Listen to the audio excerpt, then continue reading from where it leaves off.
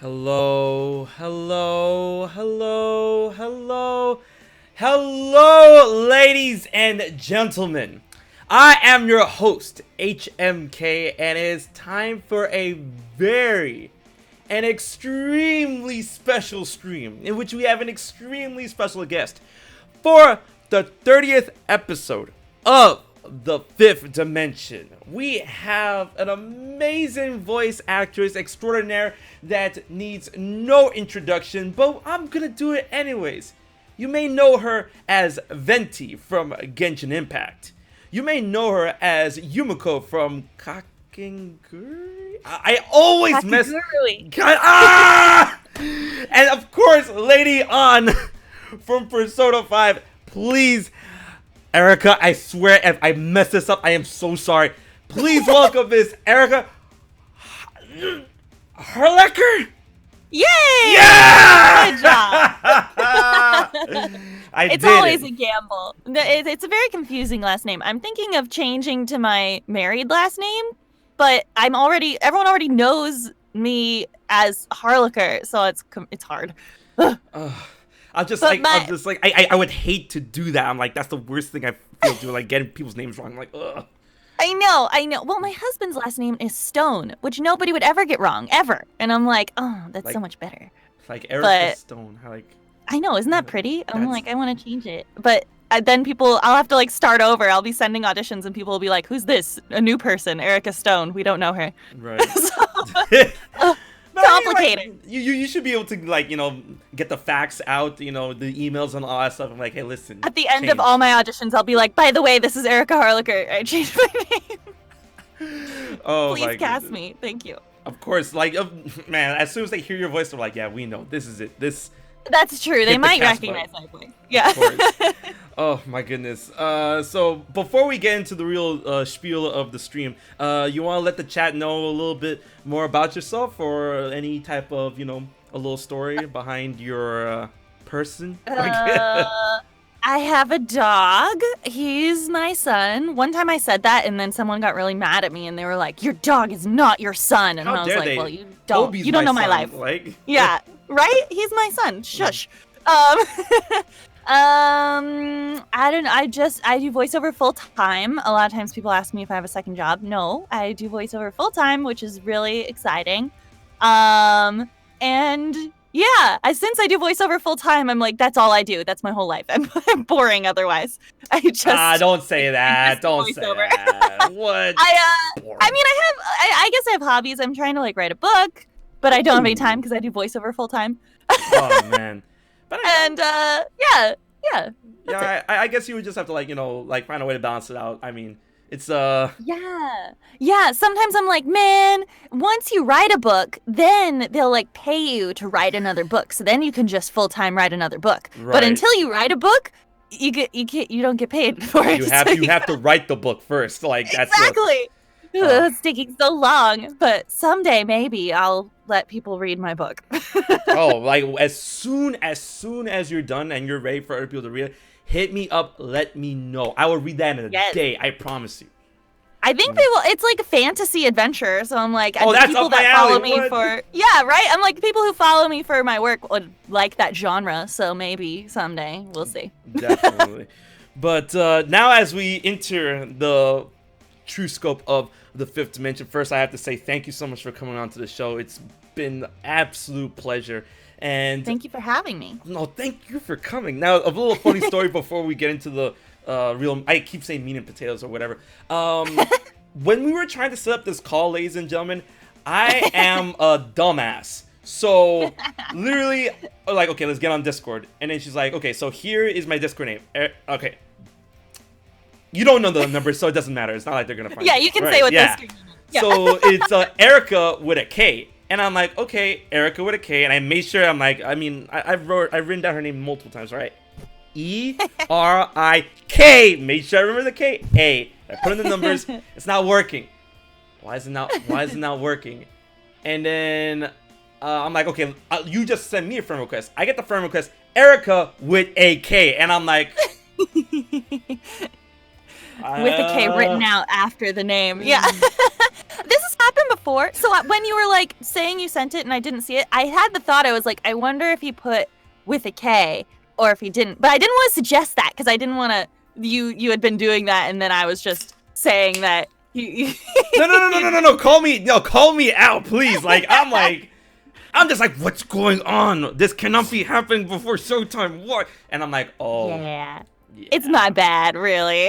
And then, like, it all hit me at once because if you guys don't know, Erika also has an amazing Twitch channel, which is With a K Games. And I'm like, exactly.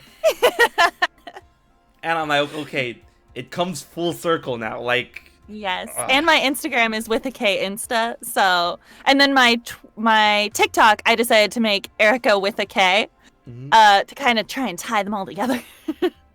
No, it's great. So, like, yeah. I love it. It's like, but it causes problems. People are very confused all the time. Even if they read my Twitch channel, they're like, "What's Withak? What's that mean?" I'm like, with a K. It's because my whole life people spelled my name with a C, and now I'm sad about it. So. Oh man, that's like when people spell my name, which I'm not gonna say on stream, but when they spell my name, they spell it with a J and not a G, and I'm like, no. Oh no! See, you understand the pain. Oh.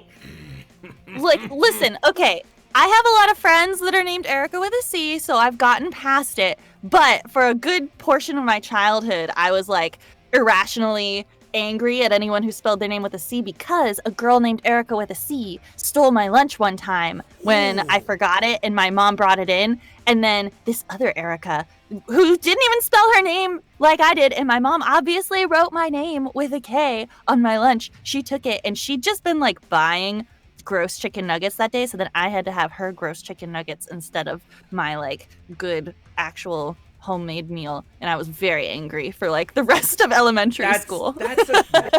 Erika, I'm sorry, that's the type of stuff that starts fights. Like I was like, how dare you?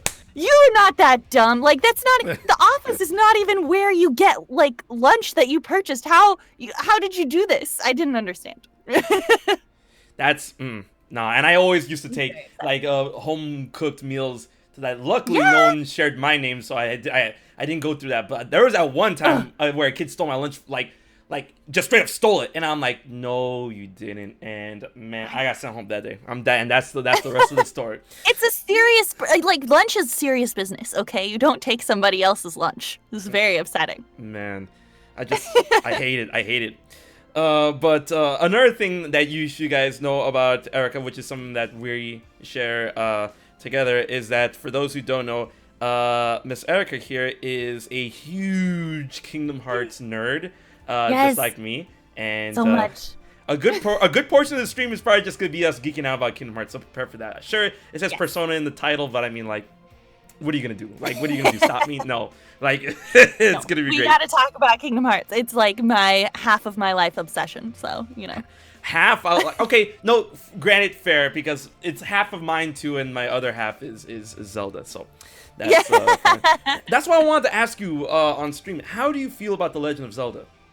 I love Zelda. I played all the N64 games when I was a kid. So I started with the N64 ones because I wasn't alive when the other ones were there. Right. But so Ocarina of Time and Majora's Mask are my two all-time favorites. And, I also love all the ones that came after that. I'm like obsessed with them all. I love them. Okay, good. Now we have a ball game. Oh my lord. Man, is this Zelda, like, a lot of times people ask me, what is my number one between Zelda and Kingdom Hearts? And a lot of people seem to assume Kingdom Hearts.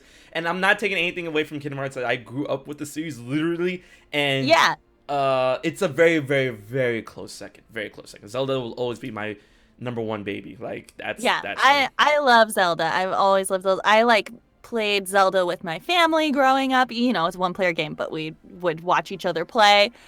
Before Let's Plays were a thing. Right.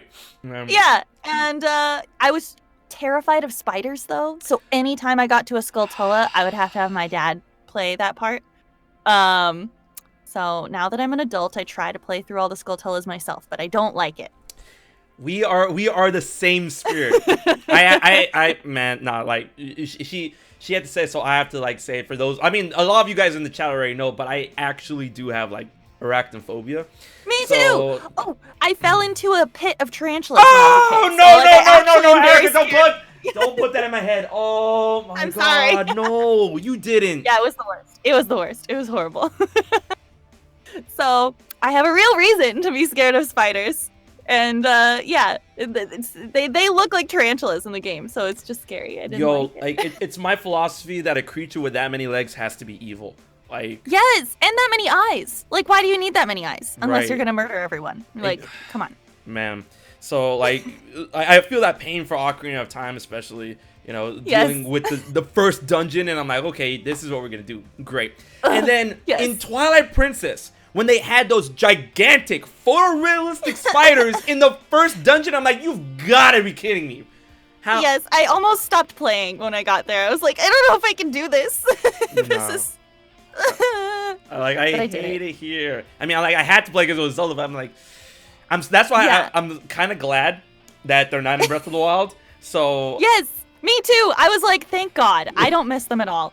And you know what? Twilight Princess was so upsetting because wolves are my favorite animal. So I was like, yes, this game's for me. And then the big stupid spiders, and I was like, what are they doing? It's like my two extremes in this game, and I can't do it. Well, you hate to see it, and that's why I'm very scared about Breath of the Wild 2.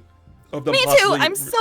I feel like people were like, we miss the spiders. And I'm like, oh, no, please don't. No, I don't want them. Like, trust me, I like creepy enemies. But like, you know, creepy in the sense of like, they have creepy design that makes you think. Not something that preys upon your phobias and stuff. Like Dead Hand and Re-Dead. It's a fantasy world. Make it something fantastical that doesn't resemble my worst fear. Please. Man, I hate it here. And now, now that we have over 200 viewers in the chat, I'm gonna put you on blast in the best way possible. And thank you, guys. So for any Terra stands in the chat, just know that Erika shares my sentiment. Yeah, I don't like Terra. Everyone gets so mad when I say that. It's all his fault. He's so dumb. I think he's stupid, and I don't like his pants. And I just think he ruined everything. So sorry, not sorry. Yes, you love to see it. Yo, Terra sucks. I mean, who looks at literally all the bad guys who just ooze evil in the Disney world and are like, yes, you're someone I should trust. Exactly. Like, you know what I mean? Come on. It's like, let me disregard my friends that I grew up with and the teacher that's been teaching me my whole life. Let me just throw it out all in the garbage just because I'm salty that I didn't become a master. Right? And then everyone comes to me and they're like, well, Sora's pretty dumb too. And I'm like, listen, Sora never trusts, well, okay, maybe a couple times, but usually he's smart enough not to trust like the villain of the world. And then he's like, oh, you're bad. See, we're gushing already. Like, see, and the thing between the difference between Sora and Terra, when I like Erika, I hate that argument so much because they're like, oh, but Sora's dumb too. It's like, one, Sora's a child. Terra is an adult. Terra's like 20, right? Yeah, he's a grown-up. He's 20.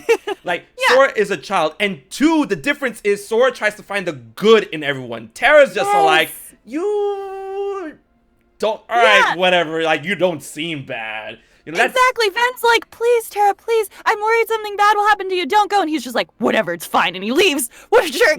Like, come on. I hate to see it. I bet your chat's very angry. Everyone gets so mad when I say this, but, you know, it's just my truth. I just don't like him. Right? Like, you know, like, my chat knows, like, it's no secret that I don't like Terra. Like, it's not a secret. So every time I talk about it, people are like, but why, though? And I have this, like, big rant, like, stored in the back of my mind, and I'm like, I really don't feel like taking up 20 minutes of my time again. Like, I know. It's just... I understand you. He's not for everybody, okay? And we are not everybody. Yeah, definitely not. I guess we're just built differently. Yeah. You know, we don't like him. It's fine. Man. Sora's the best, and whatever. Well, I'm gonna have to disagree with you there. Roxas is the best. All right. Well, he's kind of almost Sora, so it's okay. Yeah, it's Sora enough. Yeah, he's like a grumpier Sora. It's fine. All right. So, I mean, yeah, basically. Now, Erika, I want to see if you could tell me your story really quick, because there's something that I've always wondered, especially when I have guests here on the Fifth Dimension. And if you're willing to tell, I would like to know how you came about getting the role of Lady On for Persona 5. If you're, able to grant us that story.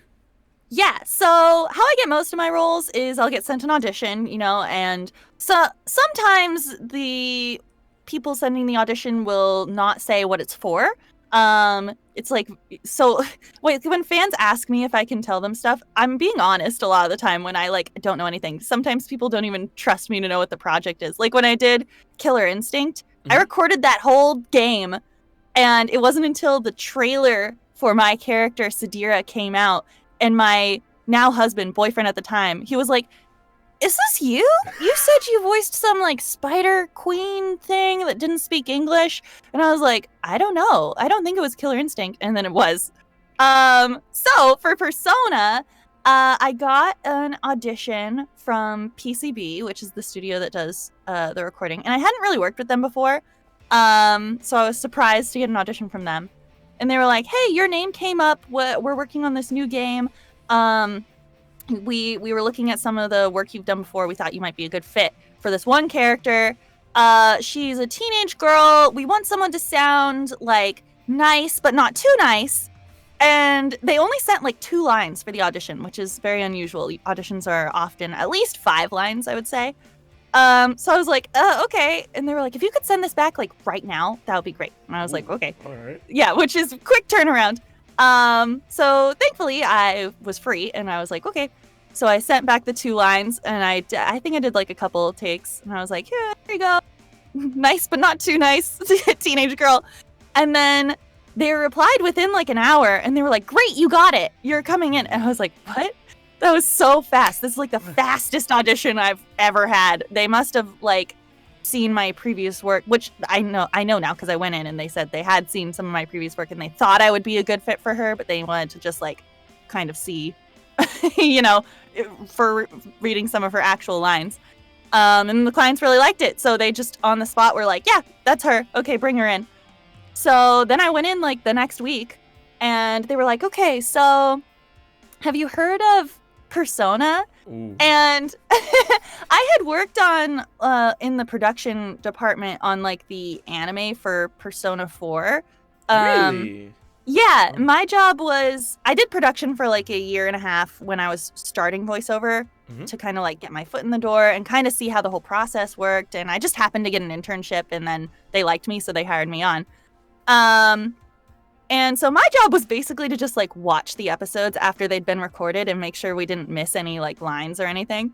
So I watched very random episodes of Persona 4, not in order, but I really liked it. And I was like, "This is cool. I should play this game at some point." So I went in and I was like, "Oh, yeah, isn't that game that got delayed a lot?" Oh, wow. And they were like, "Yeah, that's the one." And I was like, "Oh, cool. Okay, that's very exciting. I know people are really excited about it, and they have been for a long time."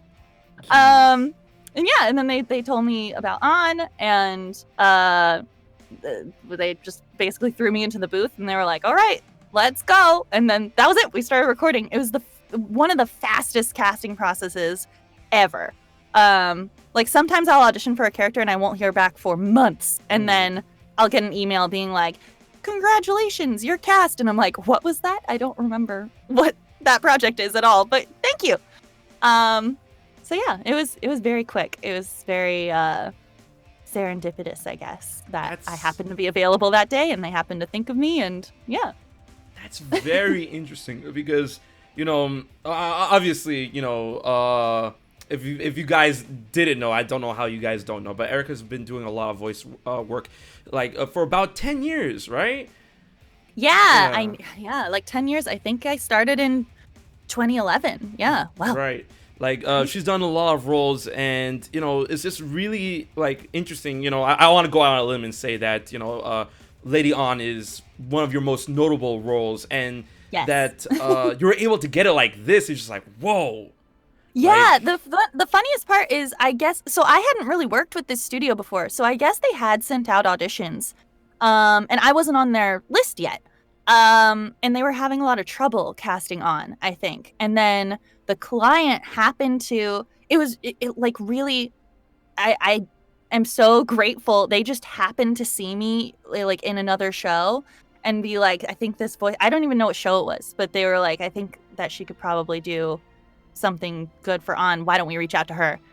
And yeah, I'm so lucky that they did that. I wouldn't have even been involved like at all. Wow. So yeah. that's insane, bro. Like yeah. I love hearing these stories and stuff. Yeah. Oh man. No. It was very cool, and I'm so grateful. And now I like work with PCB all the time. I love them. They're so fun to work with. Yeah, it's cool. Man. But other than Lady On, can I say there's one particular voice work that I'm like, bro, this is wow. And I said it earlier in the stream. I keep butchering the name of the anime, but Yumiko, I'm like, your work is Yumiko. I'm like, bro, this is insane. I'm like, yes, Yumiko. I didn't realize how popular she was until I joined TikTok, and then everybody was freaking out that I was Yumiko, and I was like, oh, do people like Yumiko? I don't know. I like her, but I didn't realize she was so popular. Bro, because I initially saw the anime in Japanese in the sub, right? And then when the dub came out and I started watching, I'm like, wow, this is great. And I get to the credits and I'm like, no way, no. I'm like, bro, I'm like, yo, if I had, I was flipping out. I was going to my fiance. I'm like, yo, that's Erika. Like, man, that's one that people are always really surprised about. That one was so funny too when I got cast. That was like another one where the casting was pretty fast because they heard samples of me from like other shows. And so sometimes this will happen if it's with a studio that I work with a lot. It was surprising for PCB because I hadn't worked with them before. But with studios that I work with all the time, sometimes instead of having me, take the time to audition, if I already have done a voice for them that they think is really good for the character, they'll just kind of like send that to the client and be like, what about her? And so they did that with this character. And so they emailed me being like, hey, we think you'd be a really good fit for this character. She's a little bit crazy. So we want you to watch the trailer first and like let us know if you feel okay with doing this character. And I was like, yeah, I mean, it doesn't go into like hentai, right, with her? And they were like, no, she just gets very excited. And I was like, that's she gets a little crazy. Yeah, and I was like, that's cool. Quotation little. And I'm like, yeah okay. And I was working with a director that I hadn't worked with before on this show. I think it was Steve Staley, if I'm remembering correctly. And now I've worked with him all the time since then. But this was the first thing he heard me on. And I remember we got to the first scene where she starts out so like sweet and nice. And then we got to the first scene where she was going to be crazy. And I was like, okay, we're just going to have to like go for it. It's fine. This is his first impression of me as an actor. And we got this. It's fine. I think I was like very red through that whole scene. But then it was great. And we showed the casting director and she was like, good. Sounds good. Keep going. And I was like, okay. So then the rest of the show was super fun. It's really fun to play a character that like you're allowed to go really crazy because a lot of my characters are very reserved. Right. Yeah, it was really fun. I like that show a lot. If you guys have never seen the anime, I'm just gonna call it Gamble Freak because that's what it means. Like, yes. I say Kakenguri, but I know there's no N in there. So it's Kakegurui. Kakegurui. Yeah. Technically, you're supposed to like hit the R, like Kakegurui. Kakegurui. All right. Yeah, we don't actually say it in the show, so I also didn't know how to say it after the first season came out, and I had to figure it out. So, guys, please go watch Gamble Freak. I'm pretty sure it's still on Netflix. It's a Netflix original, so like you should be able to see it if you got Netflix. Like right now, watch it. Yes. So all we need to do now, because I remember making this post and I saw that you saw that post, and I'm like, now, like, listen, all right, we have to get the energy of the fifth dimension to align because Erika loves Kingdom Hearts. Erika voices a character, Yumiko, that looks a lot like Skuld. I feel that Skuld is going to be voiced at one point. Please. I would die. I would retire if I got to voice called, okay, so I don't like making specific goals like that because that's when you don't get it, like if you really want a specific character.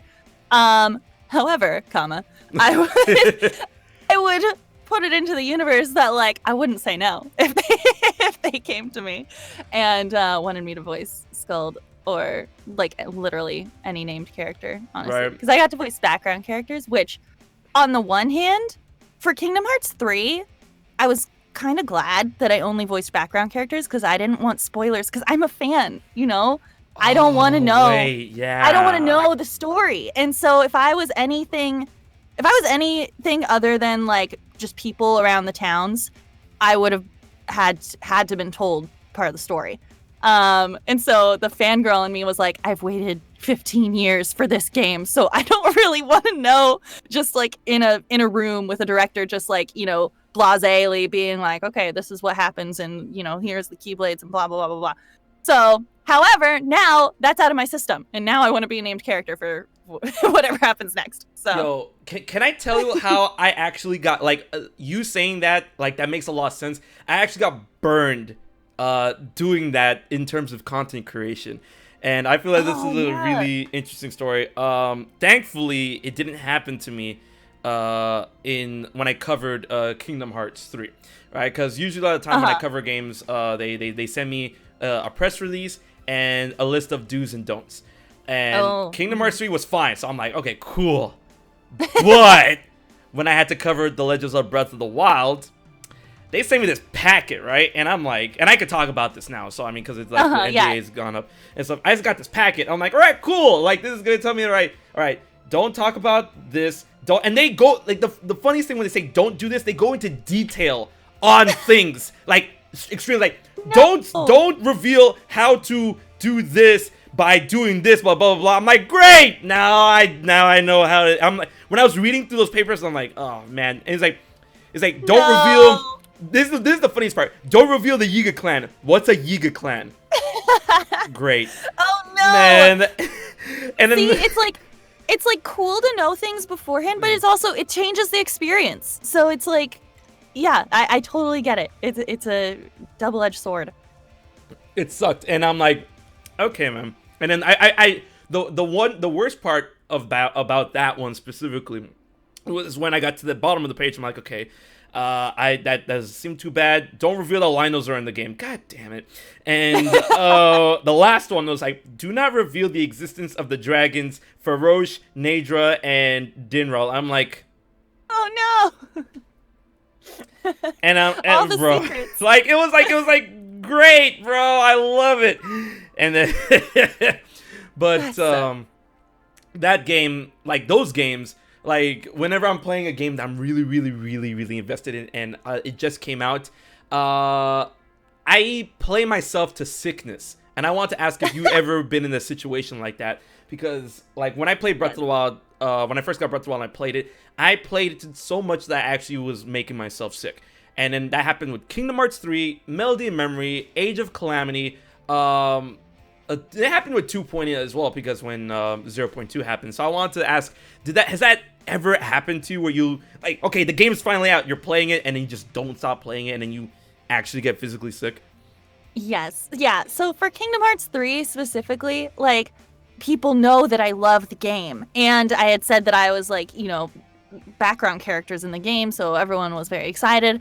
And so fans don't mean to like, they don't mean anything bad by it, but sometimes if people are excited, then they'll tweet at me and be like, oh my god, weren't you so happy to see this happen, and whatever. Right. So I was so terrified that was going to happen, and I was so ready to experience Kingdom Hearts 3 just blind, that I was determined to beat it in 3 days. And I think I booked out of work. Like, I told all the studios and my agents, I was like, I'm sick. I can't come in. So I had 3 days off, and I just played the whole time. And by the end, yeah, I was like, my eyes hurt so much. And the ending was like bittersweet. So I was like, I don't know how I feel about this. And then I was just like, I'm gonna go to sleep. Let's talk about that, actually. Yeah, well, I'm a huge Sora fangirl. Oh, yeah, of course. All right. Yeah, and so this is a really nerdy reason, but I've been writing like a fan fiction that I won't say the name of, but I have been writing fan fiction for Kingdom Hearts for like 10 years. And I want to end my fan fiction, but it like follows the storyline of Kingdom Hearts, you know? And they didn't end Kingdom Hearts 3 in like a way that's like a definitive end, and I was like, God damn it. Okay, so I ran to Google. Hey Google, please search 10-year-old Kingdom Hearts fan fictions. I mean, you probably would find it. It's very I mean, I'm on the sequel now. So and I was hoping the sequel would be the last one. You need to send me this fan fiction now.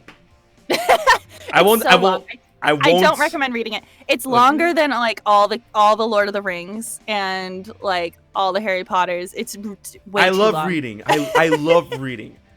It's so long. But yeah, so that was like a selfish reason where I was like, no. I wanted them, like, I didn't want, you know, I wanted more games, but I wanted them to end it like how Kingdom Hearts 2 ended, in like a nice bow, where like I was happy to see more after Kingdom Hearts 2, but if that's where it had ended, I would have been satisfied. You know, like the story could have ended there and I would have been like, good. But it didn't. So I was like, no. Listen, I was in despair for like 2 days, and my husband was like, what's wrong with you? And I was like, I am gonna keep writing this fan fiction until I'm 85. And he was like, well, you could just not. And I was like, no, my fans demand it. Oh my goodness. But you know, like to you and to anyone else that like felt hurt by, you know, Sora's disappearance, or like pain, good, because like listen, it's not like I don't dislike Sora. I really don't. I think he's dumb. Like, he's not a dumb character. He's just dumb, which is, you know, part of his character. Son. You shush. It's endearing. He's like he's a dumbass, but he's my dumbass. You know what I mean? That's like, why I love. He's a himbo. Okay, I mean, he's gonna grow into a himbo. He's kind of not there yet, but he's like, oh, he's just so innocent. I just want him to be happy. Okay. No, I need him to not be happy because he's too happy. No, there's nothing wrong with being too happy, Erika. But that's the thing. Like. Everyone, like, there's a lot of people who didn't like the ending because of what happened to Sora. But I'm like, this is perfect. You know why? Because, you know, Kingdom Hearts going forward after 3, after Xehanort gets defeated, Kingdom Hearts needs a problem. And that's a big problem. Like, of course it was going to be Sora. Of course he was going to get smoked. Like, you're right. But I just want, they didn't even kiss. God damn it! I waited 15 years for a kiss. It didn't even happen. And like they basically did. Like the Palpoo fruit thing was. Yeah, like off screen. I guess we can imply that they probably kissed, but like, God. And remember, like, you know, Sora has says like, I still got a lot to learn about love, which I felt was a very mature thing for him to say. It's true. Yeah, I agree. It's really nice seeing this character mature like over the years, especially in that segment when he found Kyrie again after he was restoring everybody's heart. And then when he was looking at Kyrie, he was thinking about the flashbacks specifically for Tangled and Frozen. And I'm like, that's really poetic because like those specific outcomes dealt with the concept of love, right? And I'm like, yes, no more, yes. And then he you know, he played on the act of ultimate love by sacrificing himself. So you can't be mad. Like, I know. I mean, okay, well, so while I was playing through Kingdom Hearts, you know, we were getting to all the worlds, and I was like, yes, all the worlds they've chosen end with some kind of romance. Even pirates, you know, they get married. And I was like, oh man, okay, they're totally leading up. They're gonna kiss. It's gonna be beautiful. And then they shared the Palpoo fruit, and I was like, it's coming. And then it didn't. It's like, damn it. They're my OTP. You know, little child Erika was like, that's the first media like thing that made me really cry was the end of Kingdom Hearts 1 when their hands separated.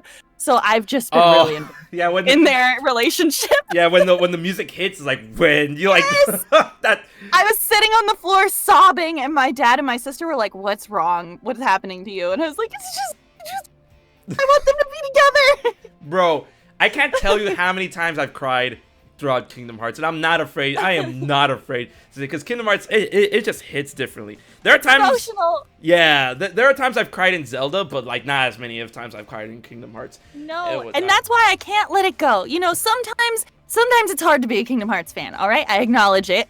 However, I just can't let it go. I just love it so much, and they like shaped. I mean, that's part of why I wanted to like write stories and why I wanted to like be involved in video games, was because I was like, wow, you can make something like this in a video game? Like, that's so cool. Like a story that just stays with you forever. I don't know. I love it. Man, I will say this. I am not gonna lie. And I want to get your take on it. I said this before and I'll say it again. As much as I hate Terra, I'm gonna be real with you, right? That scene when all three of them finally reunited in the Keyblade graveyard, when Terra's like, "You found me, Ven, just like you promised." I'm not gonna lie, I cried. I cried hard. I'm like, bro. Okay, so I think my husband was like back. Okay, well, he wasn't my husband at the time, but I think he was like back home at that point. And I think out loud, I was like watching the scene, and I was like, oh, all right, this is really sweet. Even though I like don't care that much about Terra, I do care about Ven and Aqua. So I was like, okay, I'm so happy for them. I'm glad. And it was a really good scene. It was really good. Yeah, I like it. It's amazing.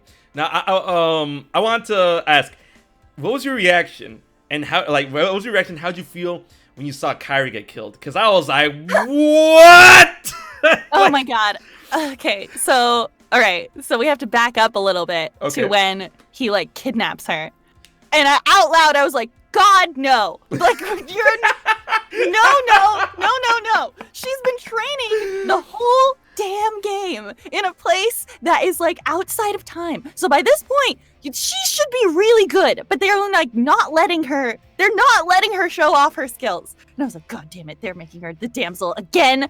And then I was like, no, okay, she's gonna have like a grand escape because she's really good now because she's trained a lot. Then he freaking killed her, and I was like, I can't handle this. I'm so upset. So then Remind was like it was everything I wanted finally in Remind when we got to play as her, and she was awesome, and she was so good. And I was like, thank God. Yo, her gameplay in Remind is like amazing. I'm like, bro. Yes. This feels like the most fleshed out character they made since Sora. Like, bro. Right? She was amazing. And so I was like, okay. So maybe in my headcanon, she was just like, that was like her first real fight. So she was like nervous, and then it cost her because she was too scared to actually show her skills. But yeah, I was not happy about it. So, yeah. Man, because when it was all going down, because I saw the big like arguments on Twitter about how Kyrie was handled during that scene where Xemnas just took her, and I'm like, you know, and like you're like, come on, she's been training, but I mean, like at the same time, she's been training under a dude, Merlin, who's not even a Keyblade wielder. Because Yensid, you know, the big misconception is that Yensid trained her. It's like, no, Yensid commissioned her training, but did not train her directly. So I mean, like, there's only so much that she could learn in so much time, and that her first battle was literally up against some of the strongest organization members who've ever lived, and then former number one himself was the one who captured her. I'm like, okay, see, like, that's Xemnas. Like, you don't fuck with Xemnas. Now like with hindsight, in the moment, I was like, no! Now with hindsight, I agree with you. I'm like, okay, yeah, she was probably very nervous. Also, his whole thing is like time manipulation, you know? So like, what are you gonna do against that? That sucks. Like, you can't really fight when he can control time. So yeah, like I get it, but I was so glad that they gave her her shining moment finally in Remind, and I'm still okay, though. Can we talk about the end of the rhythm game? Oh yes. Yeah, we can talk about it. Let's go. Okay, because when they were, you know, Raikou and her, they were going to the portal or whatever, and I was like, yes, next game is gonna be Kyrie and Raikou together. And then Raikou goes by himself, and she's like, I want to go train with Aqua. And I was like, no, you already trained. Why? I want that Kyrie game. I want her to rescue Sora. I want it to be like reverse. She might, like reverse rebirth. Yeah. You know, she could still get it. I feel like, you know, the next Kingdom Hearts game, hopefully, you know, especially dealing with the aspects of Quadratum, you know, I know this is gonna be asking for a lot, but I mean, if this game is truly gonna be Kingdom Hearts 4, with the 20th anniversary, you know, like the next game, and people are like, oh, but we need a game between 3 and 4, and I'm like, Melody and Memory's like right there. Yeah, like, come on, guys. We got one. We got one already. So whenever people are like, oh, it's too soon for 4, I'm like, who said that? Like, we had one game between 1 and 2, Chain of Memories. This is the Chain of Memories between 3 and 4. So I think, and this is asking for a lot, honestly, but I don't care. Kingdom Hearts 4 playable characters: Sora, Raikou, Yozora, and Kyrie. Like, ooh, I would like that. Like Sora, Raikou, and Yozora will be sticking in Quadratum, and then Kyrie will be doing her own thing outside on the other side in the Disney worlds and whatnot, and then she'll be with Aqua, and then Aqua will be the party member to her and whatnot, and then all right, I can get on board with that. Yeah. Everything convenes at the end, and like Kyrie finally shows up, and honestly, as long as I can play as Kyrie in like more than one fight, I will probably be happy. I just they're setting it up so like she can be the one to rescue him, and then they unset it up. They so unset it up. I like, because the one big thing that had me going in that whole scene is when Fairy Godmother was all like, okay, Raikou, if anything goes wrong, you come right back. So I feel that something's gonna go wrong. Like, Riku's like first chance of trying to get Sora, he's gonna get smoked, and then he's gonna get kicked out of the Shadow Realm, and then Kyrie's gonna probably have her chance to go. It's like, no, you had your chance, you need to heal, it's my turn. Okay, all right. I need to stop myself. I have to say, the ending of Melody of Memory was like the most Kingdom Heartsy moment ever, because my husband was watching. He hadn't watched most of the gameplay because it's just like a rhythm game, you know, whatever. But then I put it on like the big TV instead of on my little Switch for the big, 30-minute cutscene at the end. And he was like, so they started talking, and I was like, oh my god, they're gonna do it. They're gonna do alternate dimensions. they're doing it. And he was like, no, they wouldn't put something as big as alternate dimensions in the rhythm game. And I was like, it's like you don't know Kingdom Hearts at all. Right? Obviously they're gonna drop that in the rhythm game. Like, duh. So I was laughing hysterically when they started revealing all this very important information in the last 10 minutes of this recap game. It was so funny. Oh my god. Man, I was living for that. And it's funny because so happy. Like a lot of people were like sandbagging me for that, and I'm like, yo, the Kingdom Hearts is gonna get wild. It's like, no, and I'm like, bro, it is. And then I made a theory about the dimensions, about the other side of dimensions, full year before Remind came out. I saw that. I mentioned it. I was like, oh my god, there was a theory about this, and it's coming true. I'm like, yes! When I saw like reality outside of Light Darkness, when Ansem the Rise was doing that, I was literally in my seat, and my dog and my fiance in the other room were just like, yo, are you okay? I'm like, yes! And I'm like, vindication. I was like dying laughing because I was like, all right, so they've already, obviously started with other worlds. They've already done time travel. Literally the only other thing they can do is other dimensions. So here we go. We got this. Now, and I also love that they set it up as like, is Kingdom Hearts like a game in the other dimensions? I like that. That's fun. I don't need to be thinking about that. Don't do that. I'm all for it. I'm like, yes. Okay, so they go to the other dimension, and then Kingdom Hearts is a game there, the same way that Yozora's game is a game in their dimension, and I love it. It's amazing. And then there's like, imagine Yozora's the one who's playing a Kingdom Hearts game, and he's like, you're Sora? And he's like, yeah, I've heard of you. I've seen your posters in Shibuya. And I'm like, oh man, no. I want it so much. I'm like, that. Yes, give it to me. This is all I want.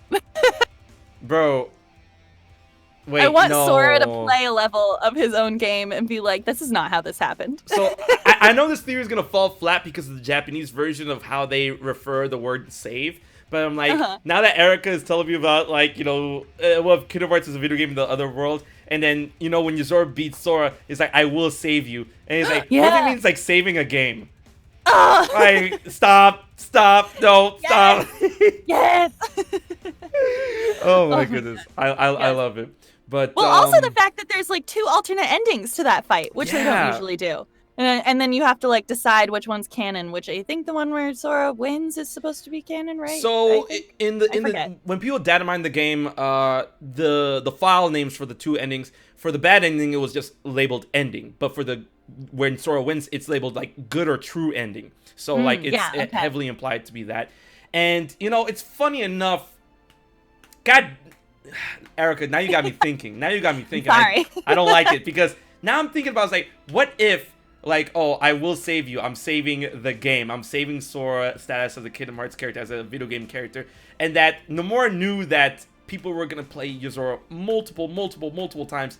What if that was just like resetting the game? That's what I'm saying. That's what I'm saying. The fact that there's 2 endings is very video gamey. Like, they haven't done that before. That's a thing where it's like, if you're in a video game, you can try the fight again, even if you lose. So, I'm just saying, it would be cool. And also, Nomura would do literally anything. So, right. I feel like it's not out of the realm of possibility here. You'll have to see it. But I do have a question for you. I do have a question for you. Did you survive Yozora?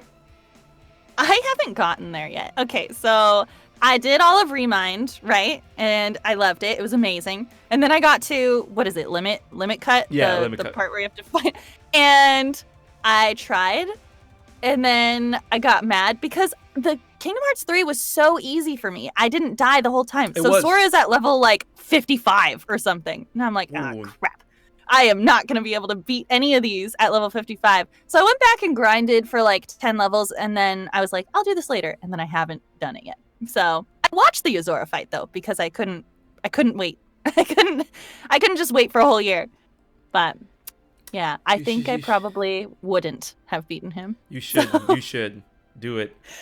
Eventually, I'll get to it. Eventually, I want to like stream the game. So then that might be. So now that I know I have to really get his level up, it'll be a lot easier to get to level 100 by the end of the game without having to go back. A good place to grind is the battle gate inside of Frozen. That's like the that's where I was doing a lot of grinding. I got up a lot of levels in there, but then I got bored. Don't worry, I'll reserve a shirt for you. Thank you. Eventually, I'll beat him someday. Someday. But you better beat him before his game comes out. I know. I feel like there's a time limit. But so let's talk about that. How do you feel about Yozora? I'm like so conflicted on Yozora because I don't really understand who he is. But he seems cool. I mean, he's Raikou, but slightly different. So no, we're not doing this. No. You put some respect on the true king, the night sky. He's Noctis. He's not no Raikou, man. I mean, okay, true, but he's also Raikou. Like, they even said it in Kingdom Hearts 3. He's like, that guy looks like Raikou, and I'm like, yeah, he does. And every time people were like, yo, he looks like, he was like, get your eyes checked. Like, no. He acts like him too. He's like grumpy, but like probably not a bad guy. So I'm pretty sure Yozora doesn't have the capability to laugh. All right, so like, you like Raikou can laugh. I'm pretty sure Yozora can't. He's like Raikou from when he was in his angsty mode in Kingdom Hearts 2 with his blindfold. Oh man, yo, Kingdom Hearts is wild. It's not I forgot about that. It's just like, man, Raikou was really rolling around like an anime protagonist with a blindfold on. And he was so angsty. He was like, I didn't want to be found. Right? Like, Raikou, come on. That was so cool. So dramatic. Right? And then a lot of people kept on asking me, it's like, why was Sora crying when he finally found Raikou at the end of Kingdom Hearts 2, and he didn't cry for Kyrie? I'm like, you guys need to understand, all right? He knew where Kyrie was. Exactly. He knew Kyrie was safe. Raikou was dead. Exactly, Yeah, he thought he had been dead for like a whole year, and then he'd been like kind of getting teased that maybe he wasn't dead, but it kept being like, no, that's not him, it's like an organization member. And then he thought if he wasn't dead that he'd been like turned into a nobody and on the organization side. Right. And then he wasn't. Like, I get it. That people just don't understand deep friendships. Man. Or maybe more. I don't know. Right. But my OTP is Sora and Kyrie, so that's always what I default to. But like, they can live their lives. I don't know. Man, they destroyed mine in Kingdom Hearts, and then this is the most we're ever gonna say about it because I am not gonna be part of the shipping wars.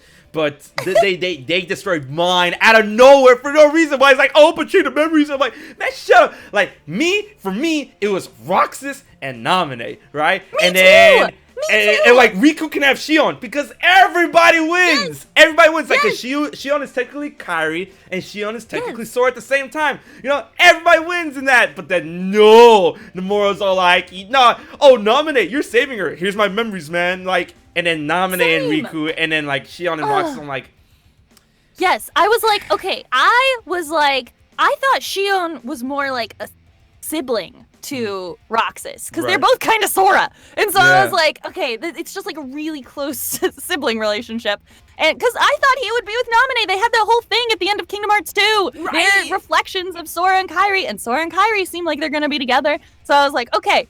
And then also Naminé doesn't know Raikou. She only knows Repliku. Okay, they're not the same person, like at all.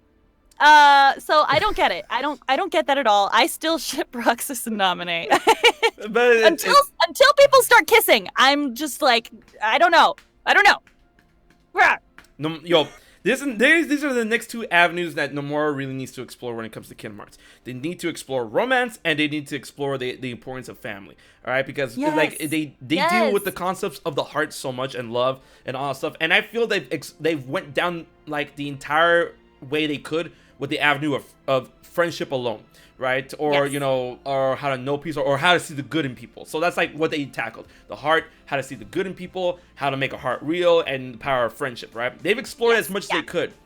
We need romance and we need family. That's what we need. Yes, right? And I was really hoping that was going to be a big theme in Kingdom Hearts 3 because of the worlds they chose. Because, you know, they chose Frozen, which the love in there is familial love. That's the act of true love. Right. And I was like, okay, great, awesome. They've got romance stuff like with Tangled World and all this other stuff. And then they have family love also with like Monsters Inc. It's a very like family love situation. And then they didn't. They didn't. I don't know. I don't get it. Right. I feel like I don't know, maybe Nomura is like worried to get into that because he thinks people want more of like the action or something, but I want the I think he's just taking his time with his story. Because I mean, it's taking a long time. Right, and because you know, I feel that he's finally stepping into like, of course, with the end of Kingdom Hearts 3, I think he's finally ready to explore romance. And with Union Cross, rest in peace, he's exploring the concepts of family with Streletsy and Lauriam. So I'm like, okay, he's priming. I think he's ready now.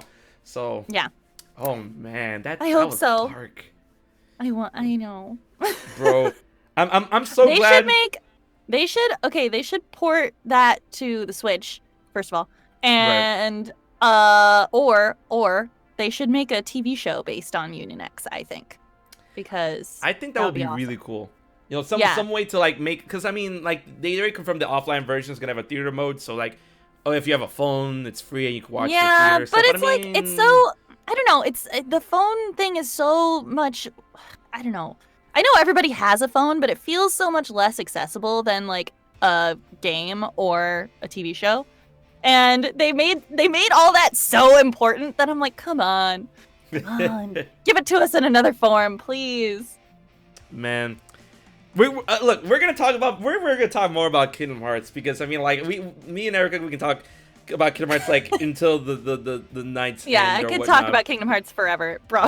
But I'm pretty sure there's people here that want to like we're all right. Let's ask you some personal questions. All right. So I heard down the grapevine, and I'm like, why? When it comes to you ship On and Ryuji? Oh yes, another controversial ship that I have. Why? I love them. I think they're so so while we were recording the entire first game, here's the problem. Right. Joker doesn't like talk. So I interact more with Ryuji. So when we, record all our fun dialogue. But he burped in your face.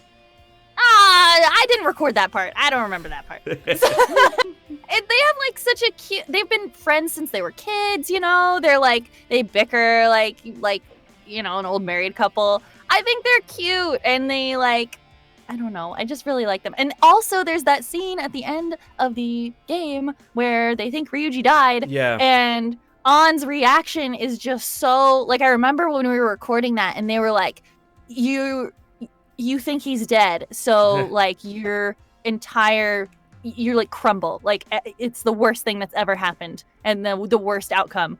I was like, oh my God. I was so upset while we were recording that scene. And then they were like, he's alive. And I was like, God damn it. Okay. I mean, good. But like, you tricked me. You tricked me. I was so sad. So yeah. So then we recorded the whole story first. And then after we were done, that's when we did the romance stuff. And so they were like, okay, so now you're going to do romance because the player can romance you. And I was like, wait. Like Joker? And they were like, yeah. And I was like, oh no, I'm falling in love with Ryuji. Oh no. And they were like, well, whoops. Wait, I'm sorry. I need a minute. Yeah. That was so like, genuine. Okay. Oh my God. Oh no. I did. We recorded over like months and I don't know. I interact with Ryuji a lot and I really liked him. My shipping heart was like on board. And then we recorded all the romance stuff. And so then as we were doing the romance stuff, I was like, okay, like Joker's cute too. Like, it's fine.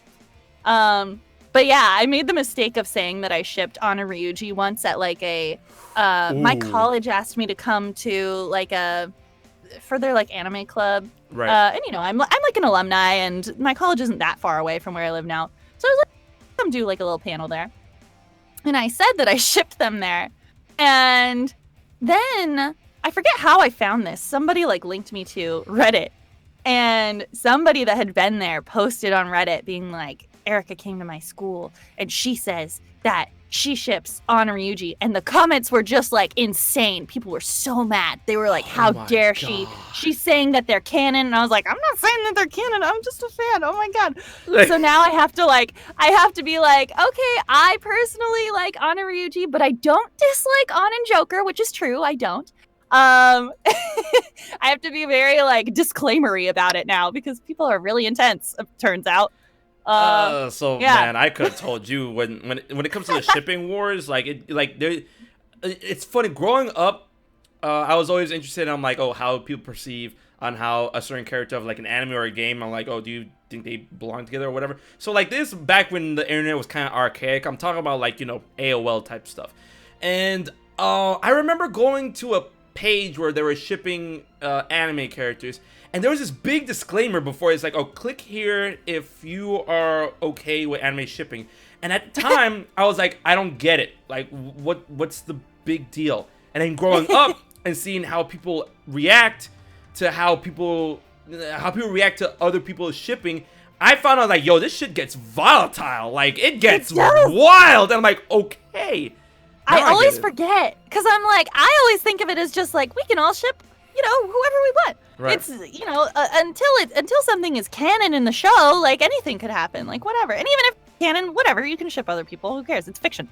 But no, people take it very seriously. I always forget. Now, you can decide to date someone besides An in Persona, and then she's not dating Joker. So like maybe she'd get with Ryuji in that timeline.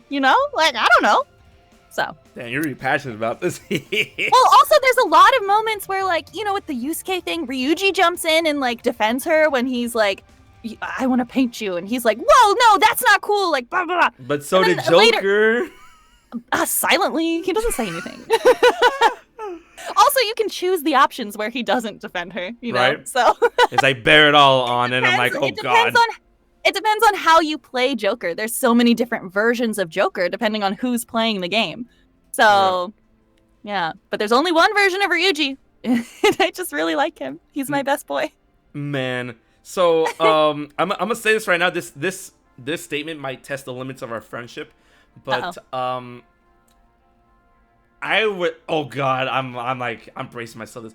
I would rather ship on with... If it's not Joker... I would rather ship on with Yusuke. What? No way. Oh my God. They could never. He's just he's so out there. He's too out there for her, I think. And also the way they met is like so awkward. That's the thing. Like, for me, it's like progression. Like, However, I will say when we were recording the dancing game, when Yusuke's dancing, so when each of the different characters are dancing, you know, like An will call out different things depending on who's there. Yeah. And I remember saying to them, I was like, why are all of An's lines for Yusuke like, wow, he's so hot, he's so gorgeous? I was like, what the hell is this? You're gonna make people ship them. I've yet to play dancing, and now that you talk, it's like, now I need to boot this up now. Like, oh. Yeah, it was to the point where I said something to them. I was like, are you trying to like make people ship them? And they were like, no. And I was like, well, it's coming off that way, just telling you.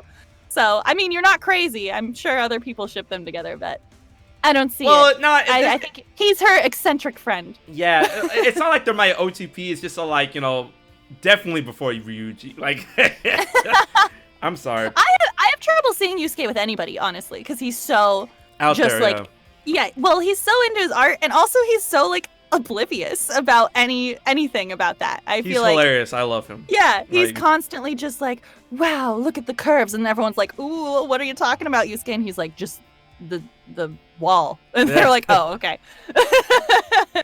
And personally, I ship Ryuji with Makoto though. That's what. Whoa. Yeah. Wait.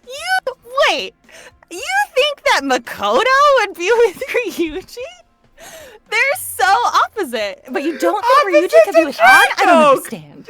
Opposites attract. I don't understand that at all. Rose-tinted glasses, Erika. Rose-tinted glasses. An and Ryuji are both like, yeah, we kind of failed. Biased. Yeah, whatever. Biased. But Makoto's like, wow, failing a test is like a sin to her. She could never get with exactly. Ryuji. No, Makoto has to take care of him. And then Ryuji could show her how to have fun. He could make her loosen up. That's true. Mm-hmm. Yeah. I don't know. I've never really thought about it. They it. complete each other. Maybe. I don't know. I don't really see it. Yo, how did we regress to this? Oh my lord. Well, the thing that I like about Persona, honestly, is that, see, okay, I know people take it really seriously, but in my mind, you can ship anyone with anyone, because they're all, like, that's kind of the point. Like, Joker can date any of the, well, I wish he could date anyone, but he can date any of the girls, and, like, you can ship anybody with anybody, and there's no correct answer. So, I like that. It's really, man, because I'm gonna be real with you. So I keep hearing things about Persona, and I see clips about Persona 5 and whatnot, but I never touched the game. Not because I'm like, it was not because I wasn't interested or like, oh, this like reason A or reason B. It's just like, okay, I know it's gonna be a very, very long game, and I'm just like, you know, I don't really have the time. So I made it a sub goal, and I'm like, okay, I'll play Persona 5 as a sub goal. The sub goal got hit, and then my chat was like, okay, just wait for Royal, because that was on the cusp of Royal releasing. So like, wait for Royal. And I played Royal, and I'm like, Erika, let me tell you, and like, after I play the game, I'm like, I see where all the hype is. I understand.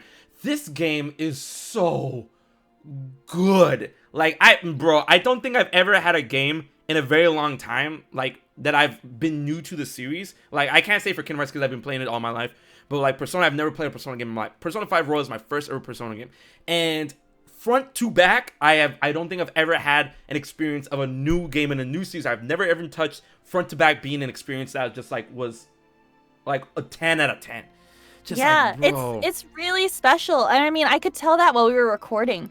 That's why I was like, I usually do not like ship people when I'm recording a thing. You know, I don't get to the point of fandom while I'm recording a project of like starting to ship characters together or like being really into it like that. But I was shipping characters by the time we were done, because I was like, the story itself, even without seeing the gameplay, I was like, this is amazing. This is a really cool experience. This is a really cool game. And it's very relatable too. Like, yes, that's the thing.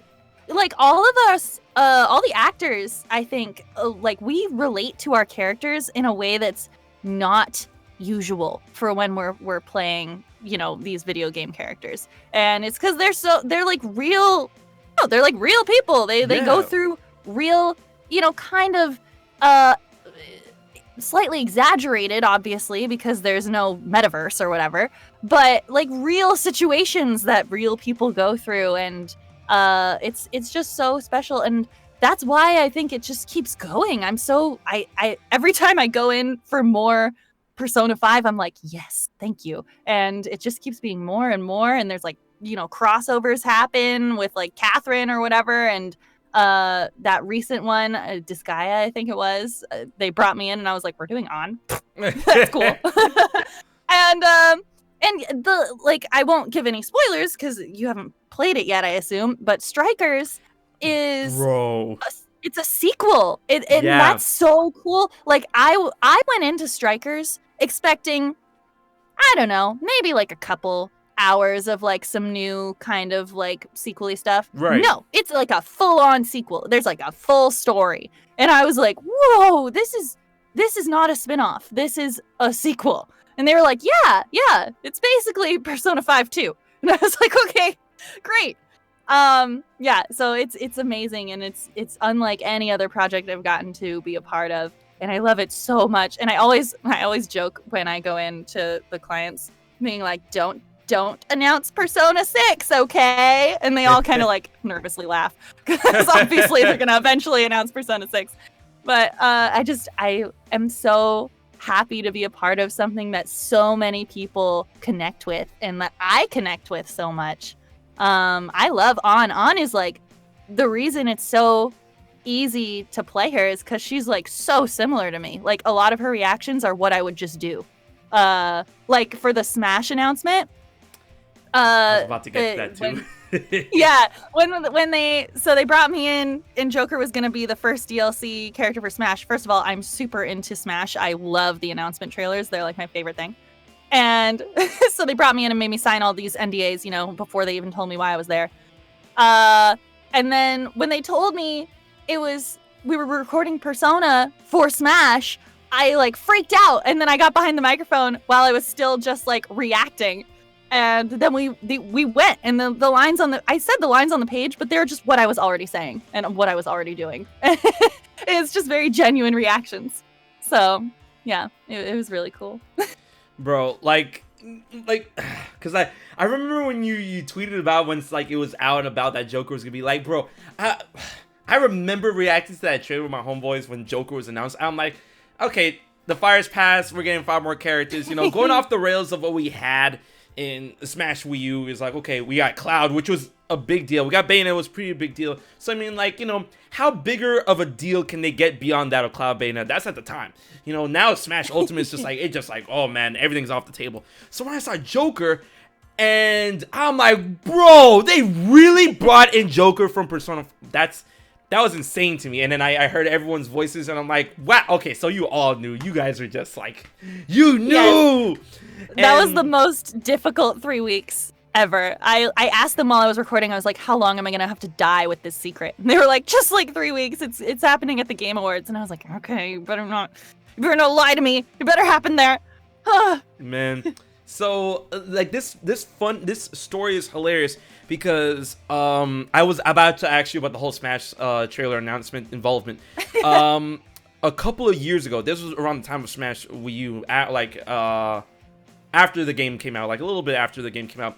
I was at a convention and I was able to interview David Vincent. And if you guys don't know who David Vincent is, he is the voice actor of Robin from Fire Emblem, and he also voices other really notable characters such as Grimmjow Jackajox from Bleach. And I was already a huge fan of him because I love Grimmjow. So I was able to interview him. So I'm like, can you talk about that Smash thing? He's like, oh yeah, now I can talk about it. He was telling me, he's like, so they brought me into the studio, right?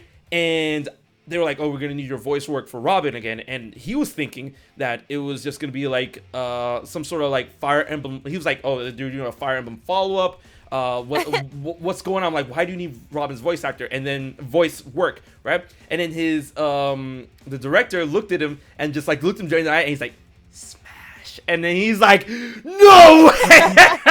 And then when he was telling me that, he was like, no way. And I'm like, no way! Like, dude, that. Yes, it's, that's so, it's the most, okay, so like, I know only some of us are ever going to experience this, but being in that room after signing a bunch of NDAs and being like, what am I here for? That they're making me sign so many NDAs before. Usually we sign them after we do the session, you know? Right. But they're like, they wouldn't even tell me what it was for. And then I saw they had a video up of Ann's voice lines on the screen, and I was like, why would I be doing Persona here? I like had no idea. And again, this was a different studio that I like really don't work for that often. So I was like, what's happening? Did Persona like switch studios without me knowing what's going on? And the moment of them saying Smash, it's like such a special, like being a part of a Smash invitation is so cool. I love crossovers. That's why I love, Kingdom Hearts, I think. And I love Smash, and it's such a special moment to have them be like, "You're here for Smash," and it's so cool. You get no time to process it though. They're like, "You're here for Smash." Okay, go. Like, okay. What? Like, oh my lord! But I'm just here waiting for Sora to get into Smash, bro. Like, Oh my god! I'm like trying not to. Like, I'm starting to lose hope. As no, come on, like. Where is he? Where is he? He will be here. I just like every time a new character gets announced, it's like, oh, let's hope. I'm like, I've always resigned to the idea that Sora could be one of the final fighters in a Smash game. He would. Yeah. I will say he's so requested that he'd probably be the last one at this point. Like, I don't think he'll be one of the middle ones.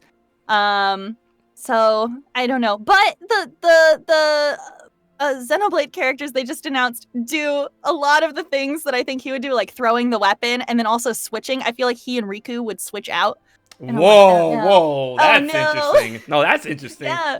But I definitely get that because Pyra does have a move that's very similar to Strike Rate.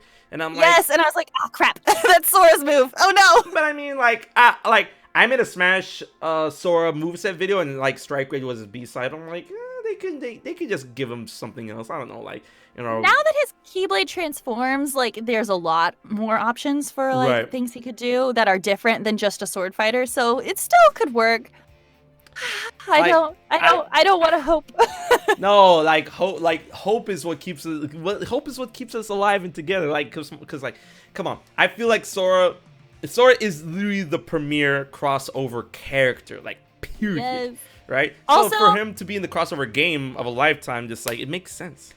Also, now that Sephiroth is there, I've got the video in my head, all right? So Cloud and Sephiroth are fighting, and Sephiroth's winning, and oh no, he's gonna win! And then a Keyblade comes in and blocks his attack at the last second, and then it's Sora's there, and he's like, I'm my friends are my power, or whatever, and then it's awesome, it's gonna be great, and then they team up against Sephiroth.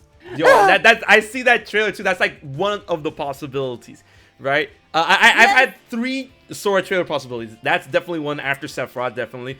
To continue continue that trailer. The second one is a little poetic thing where Sora's Link is fighting Dark Link, and then Sora shows up. This is just spitballing. Sora shows up thinking he's a Heartless, and then just goes for it. Right, and that's just one. Yeah. Now the final one is that this makes the most poetic justice if Sora is the last fighter to put into contrast of the first DLC fighter where it's Joker running around in a palace, and then Sora shows up and is like, so you're the one stealing hearts. Oh. And then a big misunderstanding type battle. I'm like, come on, yeah. I also thought it would be so smart if they used the implications of the end of Kingdom Hearts 3, where Sora is confused and wandering around because he's just vanished, and he thinks maybe death or whatever, and then it turns out he's in Smash. And it's so cool. Man. I love when Smash trailers give you a type of fake out, thinking it's another game, but then it turns out to be Smash. Especially the Joker trailer. Everyone's like, "Oh, Persona for the Switch," and then it's Smash. I think that one was the best one because people thought it was going to be a Persona game, and then it was Smash, and it was very exciting. But yes, the Xenoblade one they did a good job too because it seemed like it was also going to be a Xenoblade thing. Though I guessed it right away. I was like, nope, she's missing, and she's going to be in Smash. And but I hate when they do the Smash. For a couple of them, they've done the Smash logo at the beginning, and I'm like, why? Yeah. Now we know it's Smash. Don't do that. The trailers are my favorite thing because I love the fake out. It's so fun. So, yeah, I want them to I want them to do a fake out with Sora, please. So, other because you keep saying it, but other than the Persona trailer, what was your favorite Smash reveal trailer? And this could be any Smash reveal trailer, like all the way to Brawl and stuff. Man, I think just because it's like recent in my memory, the Sephiroth one was really cool. Like when the music hit, I was like so excited. And I, partially for all these last ones that haven't been Sora, I've been like sad because they're not Sora. But for this one, I was like, I'm not even sad. That music is amazing. Oh my god, it's so good. He's here. Bro, I was popping off for Sephiroth. I'm like, bro, they actually put him in. I was so excited. And then I was like, oh no, he's gonna murder them all. Ah! Which he proceeded to do. Yeah, so I think that's probably one of my other favorites besides the Joker one's always going to be my favorite for like multiple reasons. But yeah, I really like that. I'm trying to remember if there are any other really good like surprise ones. The ones where they successfully fake you out are my favorites in general. Like there was a successful fake out a while ago where I thought it was Kirby's Air Ride 2 or Kirby appearing in Mario Kart, and then it turned out to be the Rosalina trailer, and I'm like, bro, what? Like, oh yeah, I forgot about that one. That one was cool. Oh yeah. Just basically, Nintendo, do more fake out trailers. Those are really fun. Yeah, they're really, really fun. And also, I think it would be better if they didn't put them at the start or the end of a conference, and they just randomly put it in the middle, so then it's extra surprising. Just saying. The one that I was about to bring up, which is exactly that, was Banjo-Kazooie. And yeah, yes. Erika, that's my childhood. Like, bro, I was like in tears. I think that's one where they put the Smash logo at the beginning, though, isn't it? Or am I crazy? Because I feel like I was like, oh, we know it's for Smash. So they put the Smash logo in the beginning of the Hero trailer, which was part of the E3 conference. And then that was the first trailer. The second trailer was with Banjo, but we knew off the bat it was Smash because it started the same way the King K. Rool trailer did.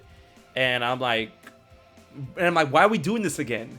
And then it was like the same trailer, and then I saw the Jiggy, and I lost my mind. Yeah. Right? Yes, I love that they put Banjo in. I really want them to put Crash in. I want, I have like a lot of other characters besides Sora that I'd be happy with. I want Crash Bandicoot. I want Phoenix Wright, I think would be really fun. I wanted Sans, but whatever, that's fine. We got Sans though. We did get Sans. Not really. He doesn't do like his things, but it's fine. Whatever. I'm fine. I'm not mad about it. I really want them to put a trophy of Untitled Goose, and then he just steals all the items, and I think that would be so fun. That would be cool. Would be like hilarious. And then also he like tries to push you off the edge with like his wings up. I think that would be really fun. He picks up a sword and he's like, oh, he chooses violence and he just starts swinging. Yes, and if he hits you if he picks up a weapon and he like runs into you, you take damage. That would be so funny. Let's see what else. I feel like those are maybe my top ones, but I had more, but then some of them got turned into like costumes. So yep. Oh, that's the worst part. Every time I see like the Smash. The Smash character graveyard, every time the Mii costumes are, I start sweating. And I'm like, oh god, oh god. My husband's character that he wants, as much as I want Sora, is Isaac from Golden Sun. And then they turned him into like a trophy, I think. Yep. And he was so sad. I was like, oh, I'm sorry. They keep shafting Isaac. And I'm like, it could happen when an assist trophy becomes a character in the next installment, but it's not like they can't become a character in mid installment, which is very unfortunate. Because I want Skull Kid, and he is trophy. Skull Kid. And I forgot. I want Skull Kid. I wanted Shadow. I'm like, he could have easily been an Echo Fighter, but nope. Yeah, that would have been cool. Man, there are a lot. There's so many that would be really cool. Man, and I'm scared, Erika. I'm terrified because, Tingle doesn't have an assist trophy anymore. Oh no. I'm terrified. What would his moves be? I feel like he'd just like, I don't know, run into you and bump you. He hits you with a rupee sack, and he summons a map and like traps you in it. I don't know. He would fly with balloons.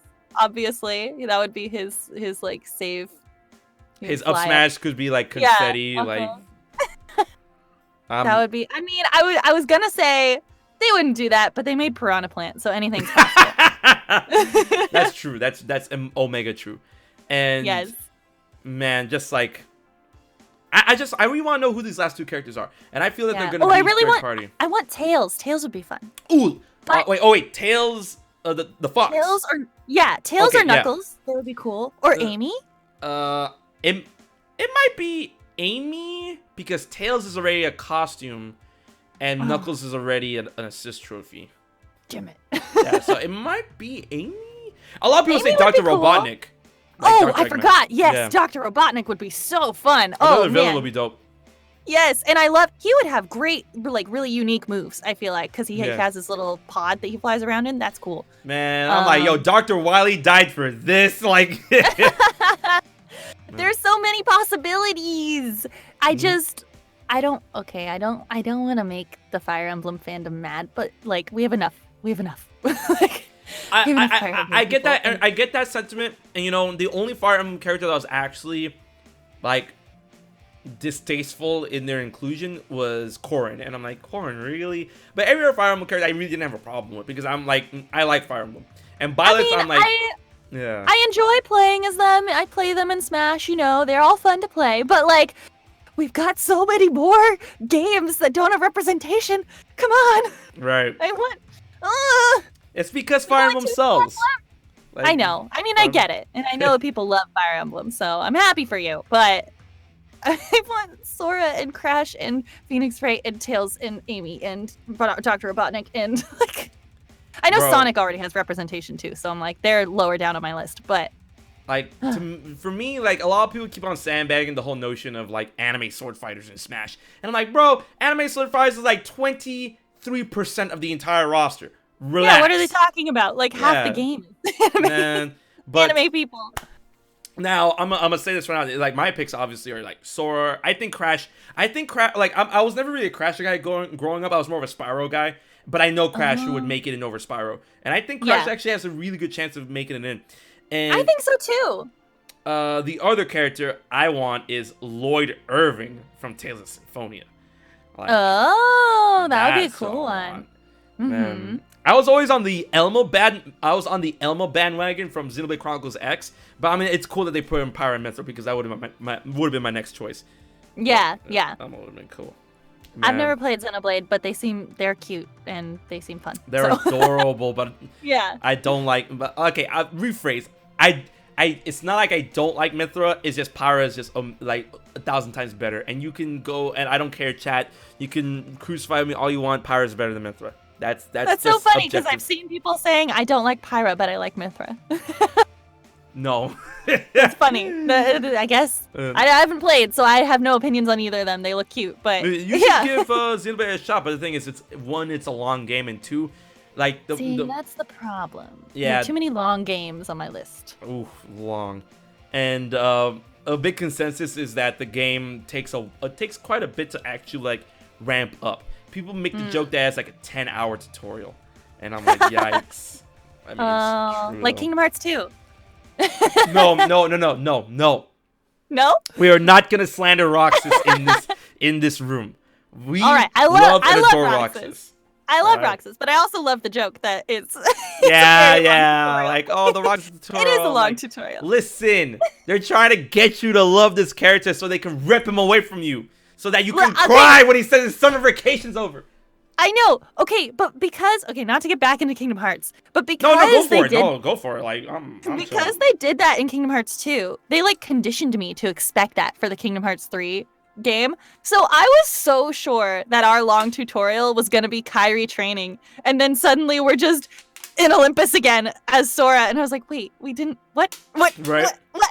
We didn't do a tutorial. What's happening? Well, the tutorial was originally supposed to be the fragmentary passage, but then they ripped that out.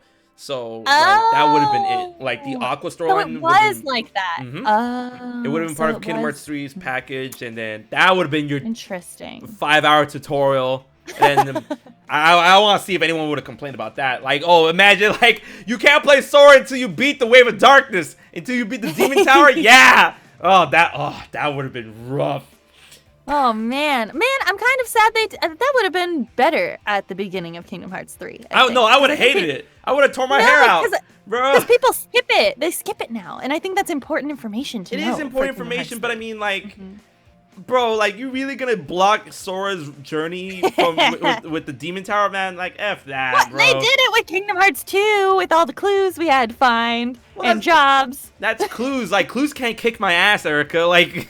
That's true. Axel can, although that fight was really easy, but super fun. Yeah, it was really fun. Like, I was popping off when Roxas busted out Earthkeeper or Oathkeeper, not Oathkeeper, not Earthkeeper. Oathkeeper and Oblivion. Yeah. Oathkeeper is my favorite Keyblade, so I was like, yes. I mean, I didn't really know it at the time, but now when I replay, I'm like, yes, there it is. Nice. It's funny because my brother, he absorbs a lot of Kingdom Hearts knowledge offhand from me growing up and stuff, even though he. Personally, he's like, man, I don't like Kingdom Hearts, but I know a lot about the games thanks to you. I'm like, man, whatever. So he's watching me play Kingdom Hearts 3 when the DLC or the update came out, and I was running with Oathkeeper, and he's like, was Oathkeeper always that short? And I'm like, haha, you said it. And then he's like, damn. And then he's like, yeah, Oathkeeper's always been that short. Yes. Yeah. My sister also just only knows Kingdom Hearts through me. So every once in a while, she'll text me being like, is this that Kingdom Hearts character you like? And I'll be like, yes, it is. Thank you for remembering. Man, like, no, I like that when you're able to share people, especially when people's like, oh, this is not my thing, but I know about it because of you. I'm like, that's right. Oh my god, one of us. Yes. I got my sister into like 2 animes when we were growing up. One was Fruits Basket. I got her into the manga. Nice. And then Ouran High School Host Club was like the only anime I could really get her into. Besides Pokemon, we were both into Pokemon. And one of my like proudest big sister moments was I had gone off to college. And we both did like speech and debate when we were in high school, which is like competitive speaking, whatever. It's too much to get into. But so she was at a meet basically for that. And she texted me being like, oh my god, there's a kid here who looks just like Honey Senpai. And he is like exactly like Honey Senpai from Ouran High School Host Club. And I was like, oh my god, I'm so proud of you. You're making anime observations in real life. And that is like such a, you even said the senpai part. It's beautiful. I love it. Good job. Like it's great when they're like, they recite things to you. Cause like, bro, the funniest thing is that my brother is currently enrolled in college. And he's like, what do you call him? Studying to become a chef. But obviously this is before the shutdown happened. So then I'm just vibing here, like getting some work done, whatever. He calls me. I'm like, okay. What's good? He calls me and he's like, I hate it here. I'm like, what's going on? And he's like, I'm at my college. I'm here in the hallway. Look what they're playing on the radio, right? And then he puts his phone to the speaker and it's Face My Fears. And I'm like, that's an awesome college. Good job. Oh man, I love it. He's like, you did this. I'm like, I didn't do nothing, bro. Like, what do you mean? Hey, it's not our fault that, all the nerdy things we like are becoming more mainstream and people are seeing the light and seeing that they're awesome. Yeah. Speaking of nerdy they've been awesome the whole time. It's all right. I welcome you. No gatekeeping here. Come on in to the Kingdom Hearts fandom and anime, whatever. I'm glad you're here. A lot of people, and I like how you brought that up. A lot of people got the really big misconception when Kingdom Hearts 3 was coming out, when they're like, oh, I'm gonna play Kingdom Hearts 3. And I'm like, did you play the other games? And then they're like, no, you should play the other games. Like, stop gatekeeping. I'm like, I'm not. I'm like, bro, play the other games. Like, come on. Yes. Like it's not okay. It's not gatekeeping. It's just that Kingdom Hearts has a very specific, complicated storyline, and I know that people aren't gonna get it if they only play Kingdom Hearts 3, and then they'll say the game is bad because they just like don't understand it. And I'm like, well, yeah, you should have played all the games like we told you to. So now here's a question. Sorry that there are so many. Here's a question for you.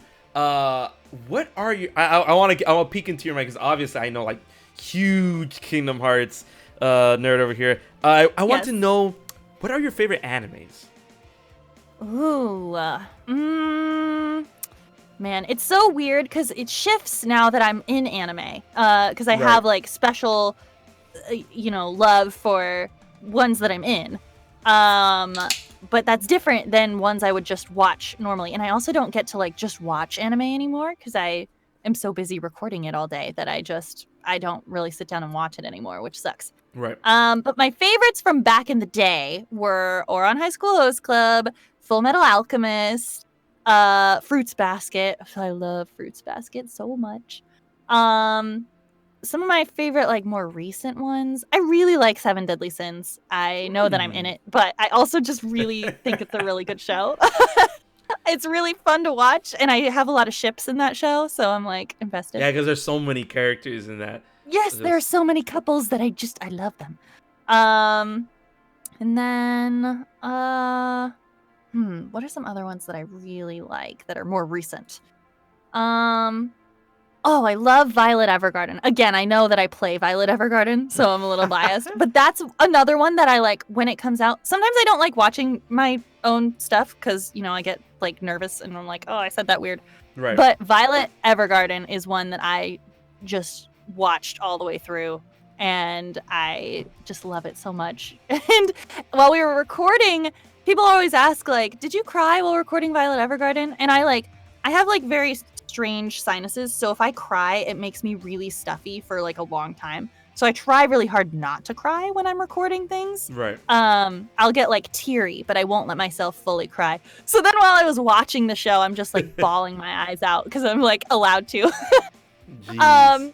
So yeah, Violet Evergarden is probably one of my all-time favorites, and it would be even if I wasn't in it because I love it so much.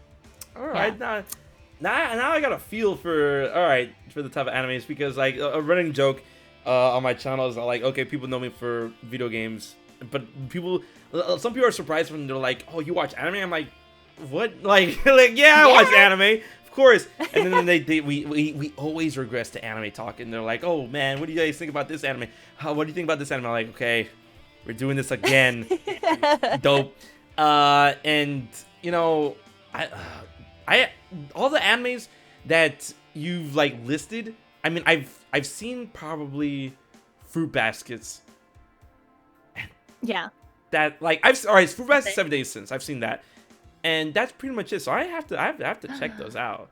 Like, oh, look at the gasp of disbelief. Like, they're so good. I'll give it a shot. The ones I named are, like, a bunch of different genres too. Like, right. Like Full Metal Alchemist is very, you know, actiony. And then... Oh wait, well, of course, yeah, I've seen them. Yeah, I've seen both. There you go. Okay, good. I was like, I'm like, oh yeah, you did say Full Metal. I was like, yeah, of course, yeah. Yeah, of course. But Ouran is like a comedy rom-com, which I think I just love. I love comedy shows a lot. And I think that's why I like Seven Deadly Sins a lot, because it's like action but also very comedic. Right. And then Violet Evergarden is just drama. So much drama. I love it. It's so good. It's so sad though. Oh my god. Like I'm really open to various genres of anime, like as long as I have a good time and stuff. And then there's some times where, like, I'm really feeling an action anime. And when there's sometimes like, yo, I just want to vibe. All right, slice of life, let's go. That's why. Yes. Personally. Oh, also. Yeah, go ahead. Toradora is so good for slice of life too. Again, I know I'm in that, but it's another one where I'm like, I would like that one even if I wasn't in it. It's so good. Man. But one anime that I'm very, very, very, very excited that's getting its sequel finally, like a second season, because of course of the unfortunate implications of the arson attack that happened in Japan. That is finally getting a second season. Is that I'm excited. I'm like, listen, you can call me weeb or whatever. I don't care. I'm hyped for Miss Kobayashi's Maid Dragon S. Bro, I've heard that one's so good. People love that show. Good, but the thing is, a lot of people like they pass it off because, like, oh, that's that lewd show. And I'm like, you know, it's funny if you actually watch the show. It's a lot. It's like probably like 80% less lewd than what the commercials and all the fandom like. Oh yeah, because they try to promote that stuff so that you'll watch it. Exactly. But when I watched, I'm like, this is really nice. I binged the hell out of it, and I'm like, I'm hyped for season 2. Yo, I'm hyped. Yay, yeah. That's good. I know. I'm so glad that studio is back on its feet. It seems like so. Thank goodness. That was so sad. I cried when the arson attack happened. Like, oh my god, how horrible. It was extremely horrible, and you know, all the time, and it was like all that, you know, all that loss of like life and work, and I'm like, bro, that's just insane. And KyoAni does some of the most beautiful animation, in my opinion. Like, their shows are gorgeous. So it's like such a loss of talent and just passion. Ugh, it was so sad. So I'm so glad that the studio is back on its feet, I think. Now, here's a question for you. This is going to be interesting. All right, you guys want an anime talk? Here it is. What is one... Because I've got mine ready. What is one anime series that you've watched that you really super desperately wanted to get a season 2 but never did? And you could say any series, like even if it was designed to only have a season 1, that's fair too. So go for it. Oh my god. Oh, I feel like there are so many. Okay, well, I have one that I wanted to get a season 2 dub, but it got a season 2, but we didn't dub it. Right. And that is Yuki Yuna is a Hero. It's one of my favorite shows that I've been a part of, and I'm so sad. First of all, it seemed like there wasn't going to be a season 2 for a long time, and I was like, no, so sad. It's such a good show. It deserves a season 2. And then in the last couple of years, they made a season 2. But then they decided that it wasn't popular enough, and we weren't going to dub season 2. And I am forever devastated because my dream, because like you said, I desperately wanted them to make a season 2. It seemed like they weren't going to, and then finally, my dream happened. And yet, alas, we did not dub it because they just thought, I don't know, they thought, I mean, it's super underrated, so they're probably right. Not enough people watched it. Right. But it's so good. It's such a good show. It's one of my favorite shows. Yeah, so that was really devastating. What are some ones that didn't get a season 2? I'm like, here's the problem, is I record a lot of anime, so right. I'm trying to keep straight what I might know that other people don't know, and I can't say anything. And I don't know that I know anything that other people don't know right now, but I'm paranoid about it. So I'm like... I'm just hearing all that. I'm just like, yeah. I don't know. I guess. I don't know. I can't say. I don't know. That's I'm fine. too scared to say something. I'm too scared to say something wrong. No, that's completely fair. That's completely fair. As for me, I don't know if you've ever seen an anime, and the sub and the dub are really good. And it never got a season 2, and I hate that it never got a season 2 because all we got was a shitty movie, and I'm like, bro, what? Erika, please tell me, because if you haven't seen it, please, you need to watch this. Have you ever seen No Game No Life? No, but people tell me to watch that all the time because it's exactly what I would like. Apparently, good. It's so good. Bro, oh my god.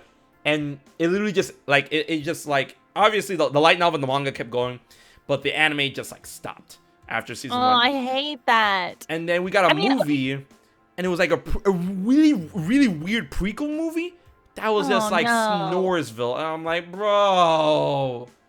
I mean, okay, if we extend this past season 1s, I'm upset that there wasn't more Hunter x Hunter. That it just kind of ended. Right. That was a bummer. Because Kurapika was going to be like the main focus also, so that would have been cool. But you know, it's fine, whatever. Yeah. There are definitely other. If we extend beyond anime, I have other shows too. Like let's go. Teen Titans never got don't 6. hurt me like that. I know. I just watched through all of Teen Titans again because I realized it was streaming, and the nostalgia, it's still so good, and I'm still so sad that there's no season 6. The movie's like fine, but it's not. You had to hurt me like this. I'm sorry. That's like my main one when people are like, "What do you wish got another season?" It's Teen Titans. And I'm so sad about it. I've got a monkey's paw, like response to that when it's like, I want another season, but the thing is, Erika. We got it, and I'm like, no, we didn't. No, we did not. No, we did not get it. No, not for Teen Titans. For another show. Like there was a show I wanted, a cartoon show that like I want another season. We got another season. I'm like, no, not like this. Not like this. Shaolin Showdown. Oh no. Bro, that show was so good. But the way it ended, I'm like, how are you going to end with Raimundo becoming Shoku General and just end like that? I'm like, give us another season. So then they adapted Shaolin Chronicles. And I'm like, yeah, it continued. I watched it. I'm like, no. Oh, no. Oh, it sucks. It's the worst. I mean, I hate when I feel like the way... I'm kind of hoping that this changes now that things are, like, streaming more. But the way that networks work is, like, when you're making a TV show, you don't know if it's going to be your last season or not. So the writers don't get to, like, wrap things up. Like, oh my God, okay, if we're talking about not cartoons anymore... The worst instance of this ever. I don't know if you watched The Last Man on Earth. I've never watched it, but I've heard about it. Oh my God. So I hated the first season, but then I was really into it from then on. And it had like 4 seasons or something. Oh my God. The season ends with like the most gigantic cliffhanger in the universe. And then it wasn't until after that aired that the network told the creators that they weren't going to get another season. So that's it. It just ends on a huge cliffhanger. That's so crappy. Like, if you decide that their show's going to end, give them at least a half season to wrap things up. Like, I hate that. I hate it. And it happens to so many good shows. Like, it also happened with The Mick. I was watching that at the same time. And again, it ends on a huge cliffhanger. And they didn't tell them that they weren't going to get another season. It's like my biggest pet peeve about media. It's so mean. It's super mean. There's people that like these shows, okay? You gotta let them wrap it up. There was another instance for that for me. Have you ever heard of Metalocalypse? No. Bro. It was a very metal, very bloody Adult Swim show. And they just ended it. And it was getting good. It was getting good. And I'm like, Where's the rest of it? Like, we're not renewing it. And there was this whole type of fan crowdfunding and stuff like that, and fan support. But like Adult Swim and Cartoon Network were just being asses, and they're like, no, we're not gonna do the last season. And they're like, why not? Like like they're willing to give you the money. Like, you don't have to fund it at all, because unfortunately the creator, like, you know, when he made the show, like, obviously he had to sign the rights off to Adult Swim and Cartoon Network. So, like, he had the money to make it, but he couldn't make it because the rights belonged to the company. No. Oh, man. Death clock. Oh, my God. It sucks. Oh, man. And, like, one of my husband's favorite shows, Venture Brothers, recently went through this, too. It seems like maybe now they're going to make another season because people were so upset. But they just, like, again, like, they ended their season in a way where things are not wrapped up. And then they were told by Adult Swim that, like, oh, you're done. No more. It's so mean. That's why I think the trend that, like, The Good Place did of, like, they planned 3 seasons and that's it. Even though I'm sad that there's no more Good Place, at least we got, like, an ending. So I'm glad about that. And I feel like more shows should do that. They should plan 3 seasons and then they should get the studio to... like, be like, okay, you can have 3 seasons, and then that's it. Man, there was a very similar situation, and they narrowly survived from the skin of their teeth. Gravity Falls. And yes! Like, bro, like, after season 1, it took forever to season 2 to get greenlit. And then I know. The dude, he like, okay, this is just gonna be 2 seasons. That's it. Yes. Right? And bro, like, that show was almost put on ice. But I'm so glad it got resolved. I love that show. I know. That's another one, yeah, where I was like, okay, they had to plan that they were only going to do, like, 2 seasons because you can't just end that show. You gotta have an ending. So, yeah. Now, here's another show that's been making waves and whatnot. And, like, so there's a 2-point question. Question 1, have you been keeping up with MCU? Question 2, WandaVision. WandaVision! Oh my God, I watch it at midnight the second it's released. Which means the last 2 weeks I've had to deal with Disney Plus crashing at midnight, and I'm like, that's brave. That's too brave. I got it. I don't want to see any spoilers because spoilers start trending immediately on Twitter. Erika, as soon as people are done what I do is that Thursday night I go to bed. I have my whiskey. I go to bed. I sleep, and I wake up, I eat my breakfast, make things. I do not touch internet until I sit down, boot up Disney Plus, or WandaVision. No, we watch at midnight. We order milkshakes, and we make popcorn, and we stay up, and we complain. So cute. We're like, man, it's so far away. We still have to stay up so much longer, which we're obviously usually up that late anyway, because, whatever, we don't go to sleep. But on WandaVision night, it feels like so long away. We're like, oh, we gotta wait so much longer. And then it's there. And then the last 2 weeks, Disney Plus has not been able to handle it. So we spend the next 10 minutes being like, no, and trying to refresh it and going on Twitter being like, everything's broken. Man. And then we watch it. Bro. and every time I watch it with my fiance, and every time it's over, we're like, so is it next Friday yet? I know, us too. We always oh my gosh. So this last episode, I don't want to say any spoilers. We're not saying spoilers. So no short. Spoilers. No spoilers. Yeah, no spoilers. But it felt so short. And so the title came up. And this time, usually they have Please Stand By. But they didn't have Please Stand By this time. So I was like, are these fake credits? Are they faking us out? And then I checked the time and I was like, no, crap, we're at the end. How'd that happen? And it's funny. This felt like 5 minutes. It's funny because this is the longest episode in the series. Yes, so, it's been the longest one. But it's just, it goes by so quickly. I'm so obsessed. I love WandaVision. Okay, so I'm going to be kind of like a theater nerd for a minute. Go for it. But half the reason I love WandaVision is because of the details they put into everything. From the sets, to the costumes, to even the aspect ratio of the camera. And just the way they did the laugh track is even just spot on with each season. And there's even a moment where when something weird happens, you'll notice the laugh track is hesitant, the audience isn't sure if they should keep laughing. And I'm like, that's such a subtle detail.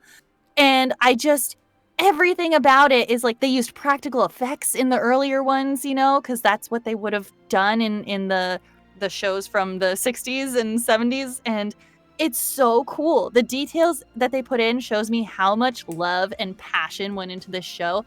And I'm obsessed with it. That's half the reason I love it. And also, I just love Marvel. I'm a sucker for Marvel, whatever. But yeah, it's been so good. I'm so excited. And I'm really sad because I think that we only have one more. I think this is the last week. So and I'm sad about it. But here's a outlining theory. And then it was a theorized from the show. And some of the showrunners actually let this slip. That originally it was promoted that WandaVision is only going to have 9 episodes. However... It lets slip from the showrunners, and there's a hint within episode 7, episode 7, that there's gonna be a secret 10th episode. Yes. So yes. Yes. And I am excited. And you wanna know if, the funniest thing, Erika? Episodes 1 and 2 had a live studio audience. That's so cool. That's so cool. I'm like, oh my God, that's amazing. The details that they put in. So they didn't just have a laugh track. They had a live studio audience. That's so cool. Yeah. I'm so into this show. I know sometimes people are like, oh, I'm over Marvel and blah, blah, blah. It's not real. It's not real cinema, blah, blah. It so is. Shut up. It's so good. And the funniest thing is that when you were talking about the canned laughter, the laugh track, they did incorporate laugh tracks for the promotional purposes, but when they actually did the episode, they had the live audience, and it was crazy because during the I'm not gonna say spoilers, during the scenes, you can tell that the audience was just like, bro, what? It's so cool. They must have not told them anything. They were just like, something's happening. It's so smart. It's so clever. I think it's so cool. And the commercial breaks that they have are amazing and so creepy and just so on theme for each decade. It's so good. Oh, it's so good. I love it so much. I'm obsessed with it. And I had the song at the end of episode 7 stuck in my head for the entire week. Same. I love it. I love it. And then the acting is so good too. The actors are so amazing. Everything about it is a 10 out of 10 for me. And I love it. So, have you kept up with MCU interviews and stuff like that? Because there's big implications of how not how it ends, but what it leads into. Do you know any about that or no? Yes. So every Thursday night at midnight, we watch the episode. And then every Saturday, we watch New Rockstars, like, breakdown of the episode. Same! Yes! Same! Oh my god.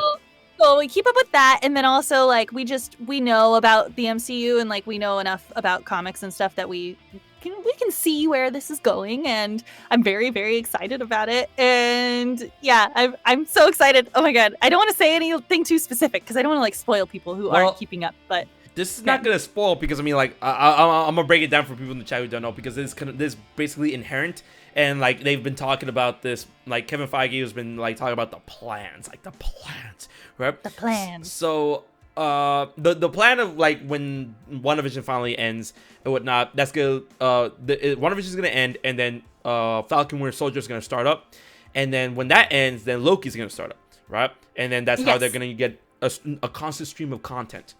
But the thing is, the story-wise, WandaVision, when WandaVision is over, it's gonna lead into both Loki and, now that we know the name, Spider-Man No Way Home. Yep. And then those two are gonna spill into Doctor Strange Multiverse of Madness.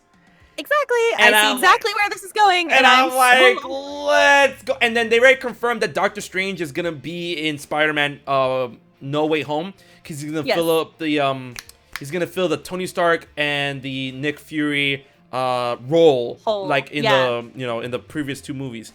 And they already confirmed that Elizabeth Olsen as Wanda, Scarlet Witch, is gonna be in Doctor Strange Multiverse of Madness.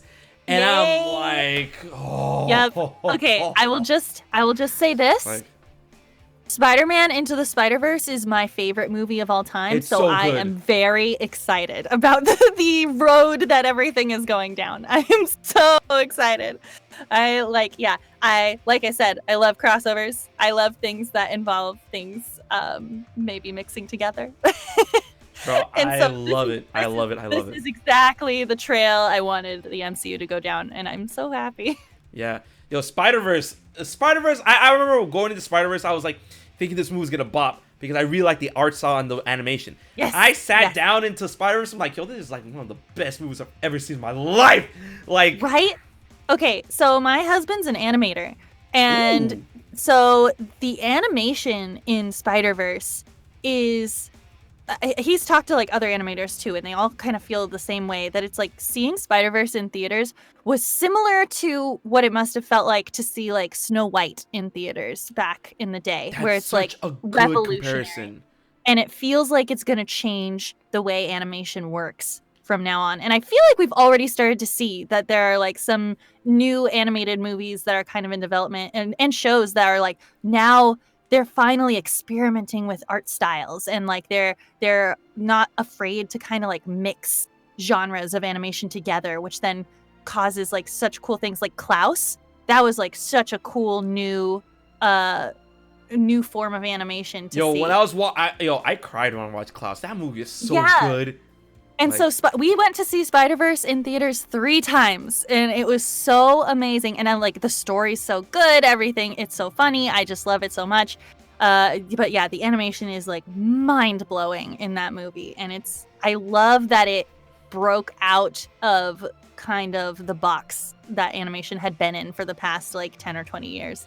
And I hope that more people take risks like they did in their animation. I think it's so cool. I love the comic book thing that they did. It was so cool. Do you know what I'm excited for? Bro, like Spider-Verse 2, they've already confirmed. Oh my god, you heard her. She's like I'm ready. I want it. Give it to me. I'm excited because Spider-Verse 2, they already confirmed it. I don't know. I like watching very old media. Katie in the chat, my mod Zella, she already knows. I like the confirmation. Japanese Spider-Man is gonna be in Spider-Verse 2.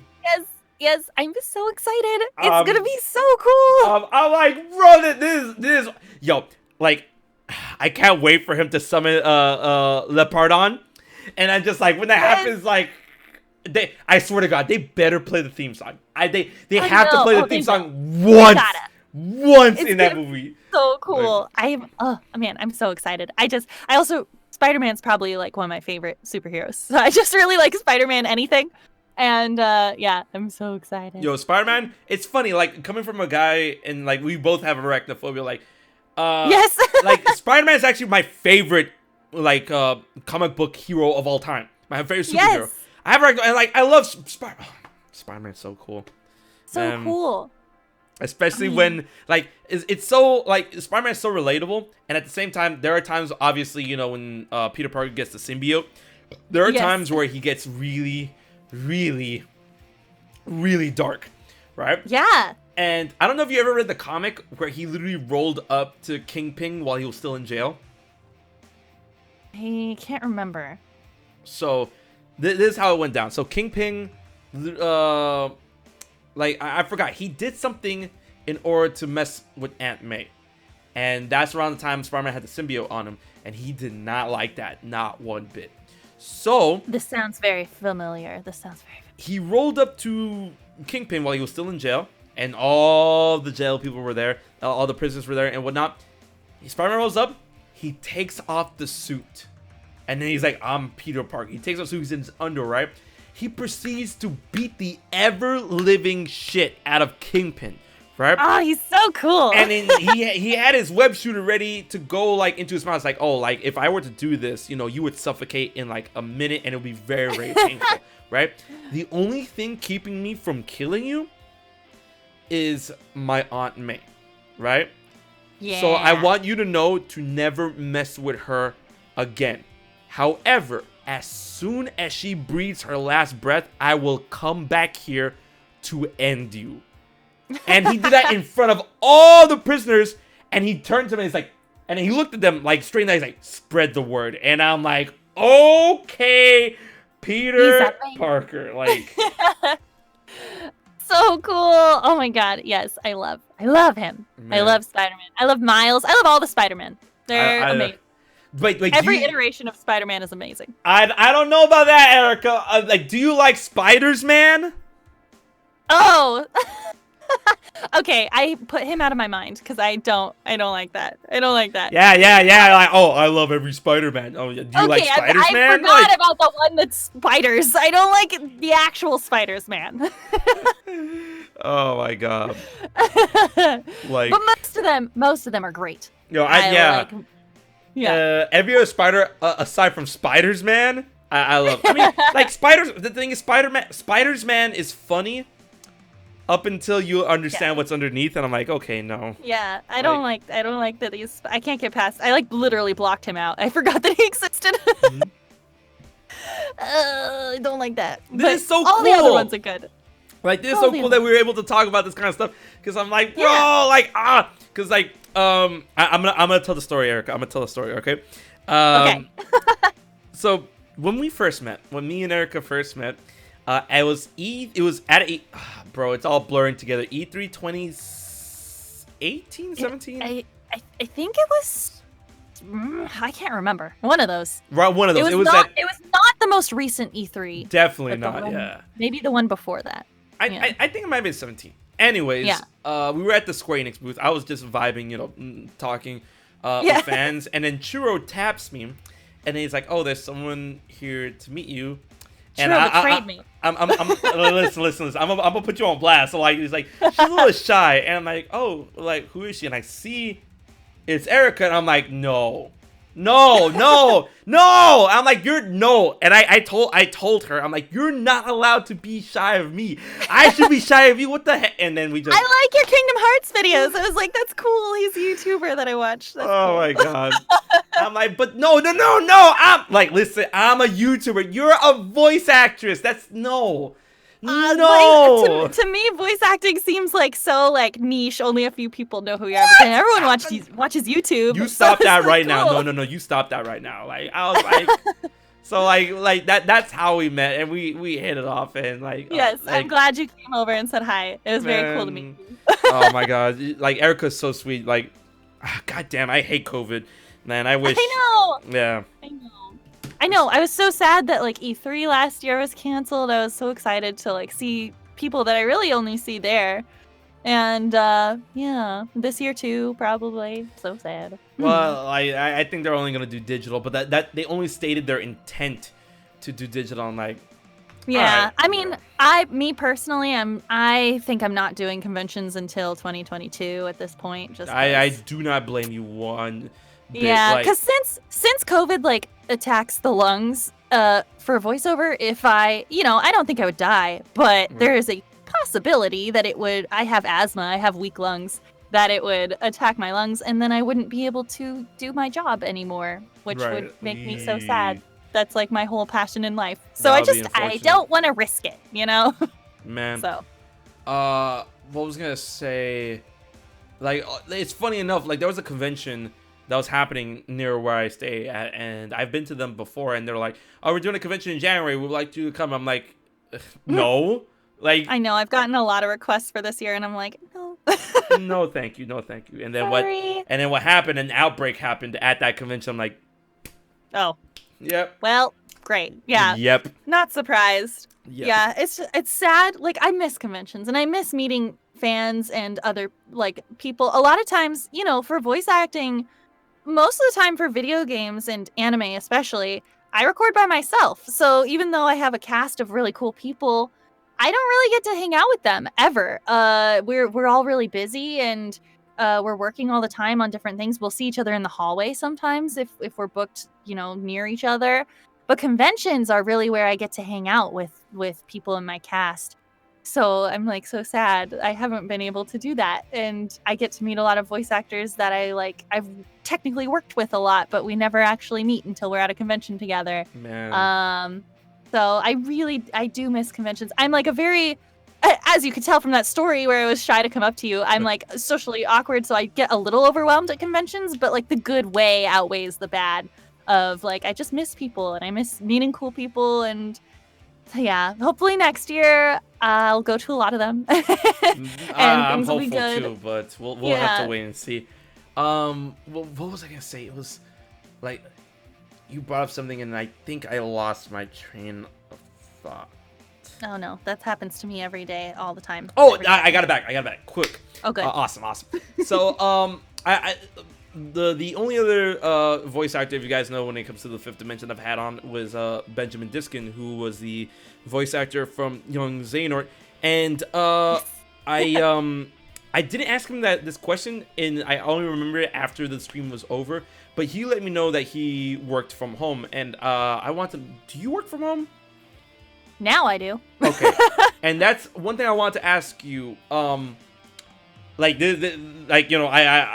like tech and stuff, and I want to know what kind of microphone do you use specifically for voice acting when it comes from home? Yes, so I'm using it right now to talk to you. Right. It is so I don't know how to say it. I say Newman, but a lot of other people in the voiceover world say Neumann. I don't know. But it's a TLM 103 specifically. And then I have it plugged in to a Scarlett Solo Phantom Power interface box. And then that plugs into my Mac. And then I'm in a full booth. When quarantine first started, so before the pandemic, I did not work from home. I personally didn't want to. I don't understand engineering. Like, I didn't go to school for audio or anything. I understand acting. And it's stressful to have to like get all my levels exactly perfect. And like, I didn't have this microphone. I had a different microphone that was like fine. It was a condenser microphone. But it wasn't up to the level that this one is. And so I did auditions from home. That's all I did. So I still used my home space a lot. It was my closet, but it wasn't for anything that anyone was going to hear other than casting directors. And then the pandemic happened and everything shifted to home. And so for the first 5 months, I think, I was just in my closet, and I really tried to like sound treat the walls after I realized we were going to be recording real stuff. So I put foam up everywhere. But it was still so stressful. Some studios were like, I can hear a hum, or like, we can hear the garbage truck outside, blah, blah, blah.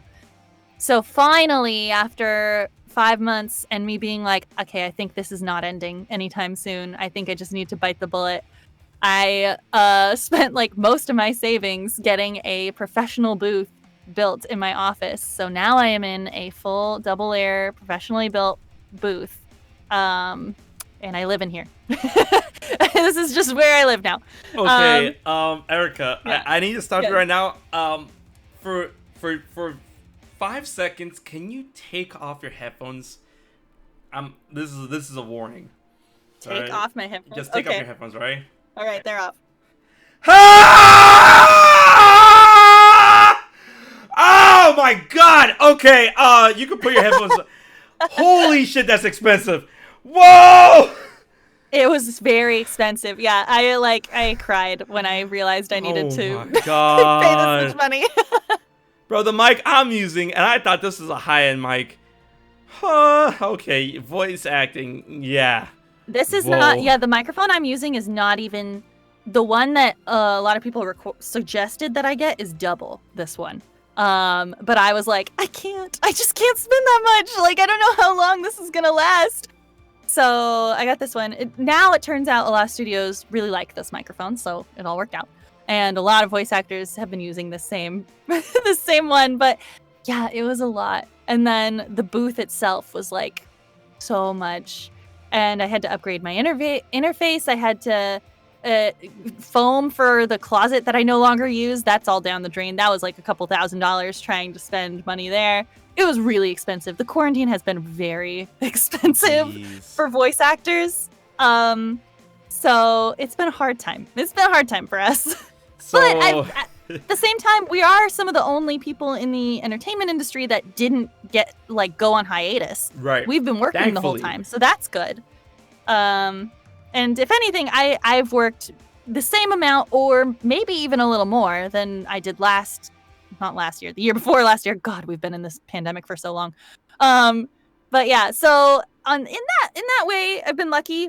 But we really had to spend a lot of money to upgrade to get to the level of a studio. Basically, none of us are studios. You know, we're just a house. And so it's been hard. It's been a hard time. Because I try my hardest to like soundproof the room where I create content in, and for the most part I have it down packed. And I see people in the chat already saying like, oh, HMK, why are you freaking out? How much was it? All right, so put it into perspective, right? The mic that I use is an AT 2020 condenser USB microphone. This thing kind of ran me like, I think at most like $200, right? And I'm like, for a microphone, that's pretty pricey. So that's good. The microphone that Erika is currently using is going for like $1,100, and I'm like, yep, yeah, before tax. That's before tax. Oh god, that's before tax. Yeah, it sucked. I put it off for a really long time. I was using a microphone that was around the cost of the one you're using. I was really hoping that things would just get better, you know, and because I even that amount was, you know, voiceovers like. It's funny, when I joined TikTok, I put like that, I did a video of like, these are some characters that I voice. And a lot of the comments were like, oh, you must be rich. Like, okay, I don't know any voice actor that's rich. Like, we go in and once a project is done, we don't get paid anymore. Like, some things like The Simpsons and stuff have like residuals, but a majority of the stuff that we work on have no residuals. We just get paid that's unfortunate. I really wish, like, you know, because you guys bring such life to these characters, and the fact that like royalties or residuals aren't a thing, like for the most part, is just insane. I'm like, bro, why not? Like, yeah, it's why conventions have been like a really good thing for us. The fact that they've gotten a lot more popular in the last few years, because you know we'll get paid for like guest appearances there, and that's helpful. But yeah, people, I don't know what people think, that like we get paid way more than we do for all these characters. I could finish a whole show in like, you know, a couple weeks. So I only get paid for a couple weeks and then that's it. So yeah, I already was like, I had already spent a couple $100s on that microphone I was using, and I was like, I don't want to spend, you know, $1,000 on another microphone, and then also I'd have to get an upgraded interface and you know, all this other stuff. And I was already trying to spend all this money on foam, and I was like, it's not working.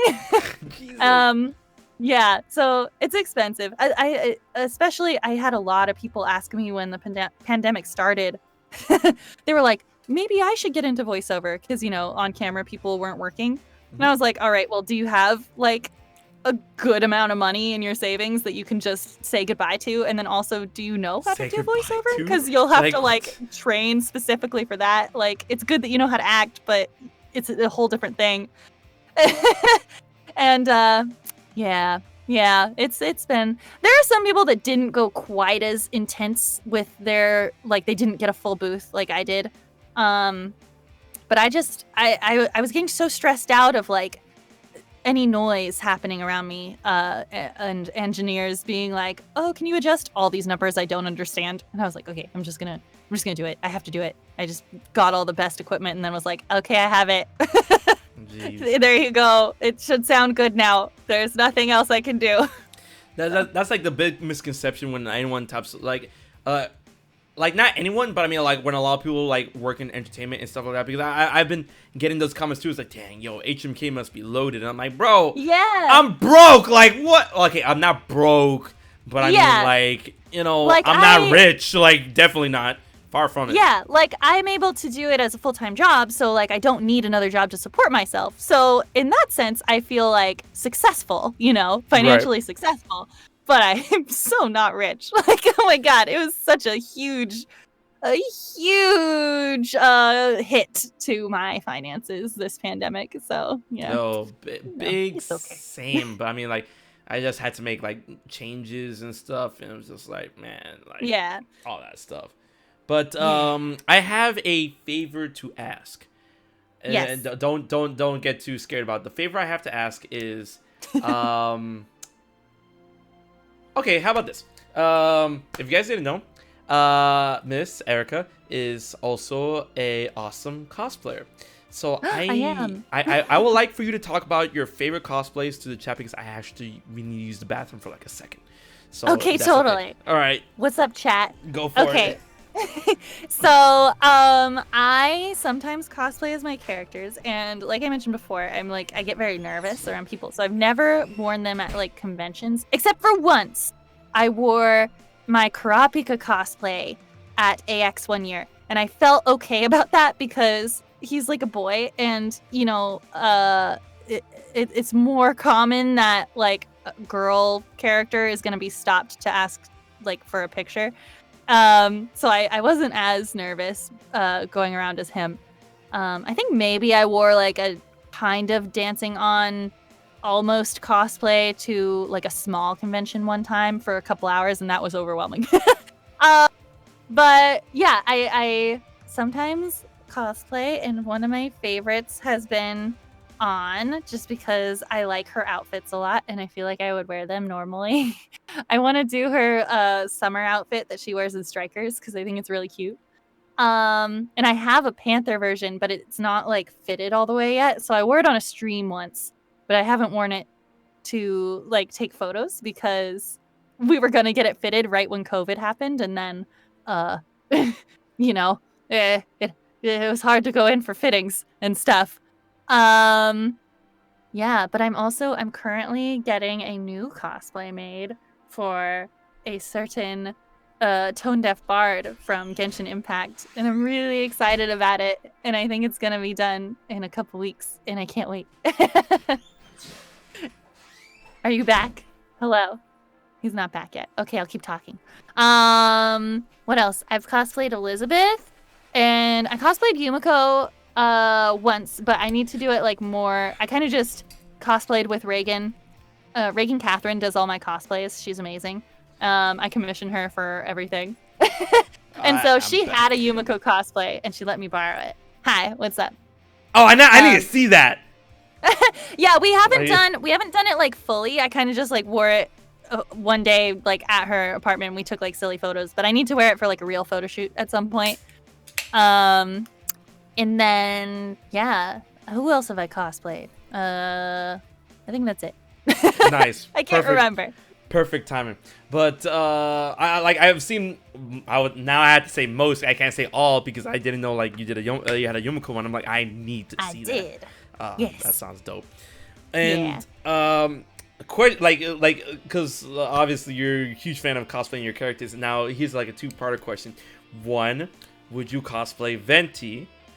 And while you were gone, I said that I'm getting a Venti commissioned right now.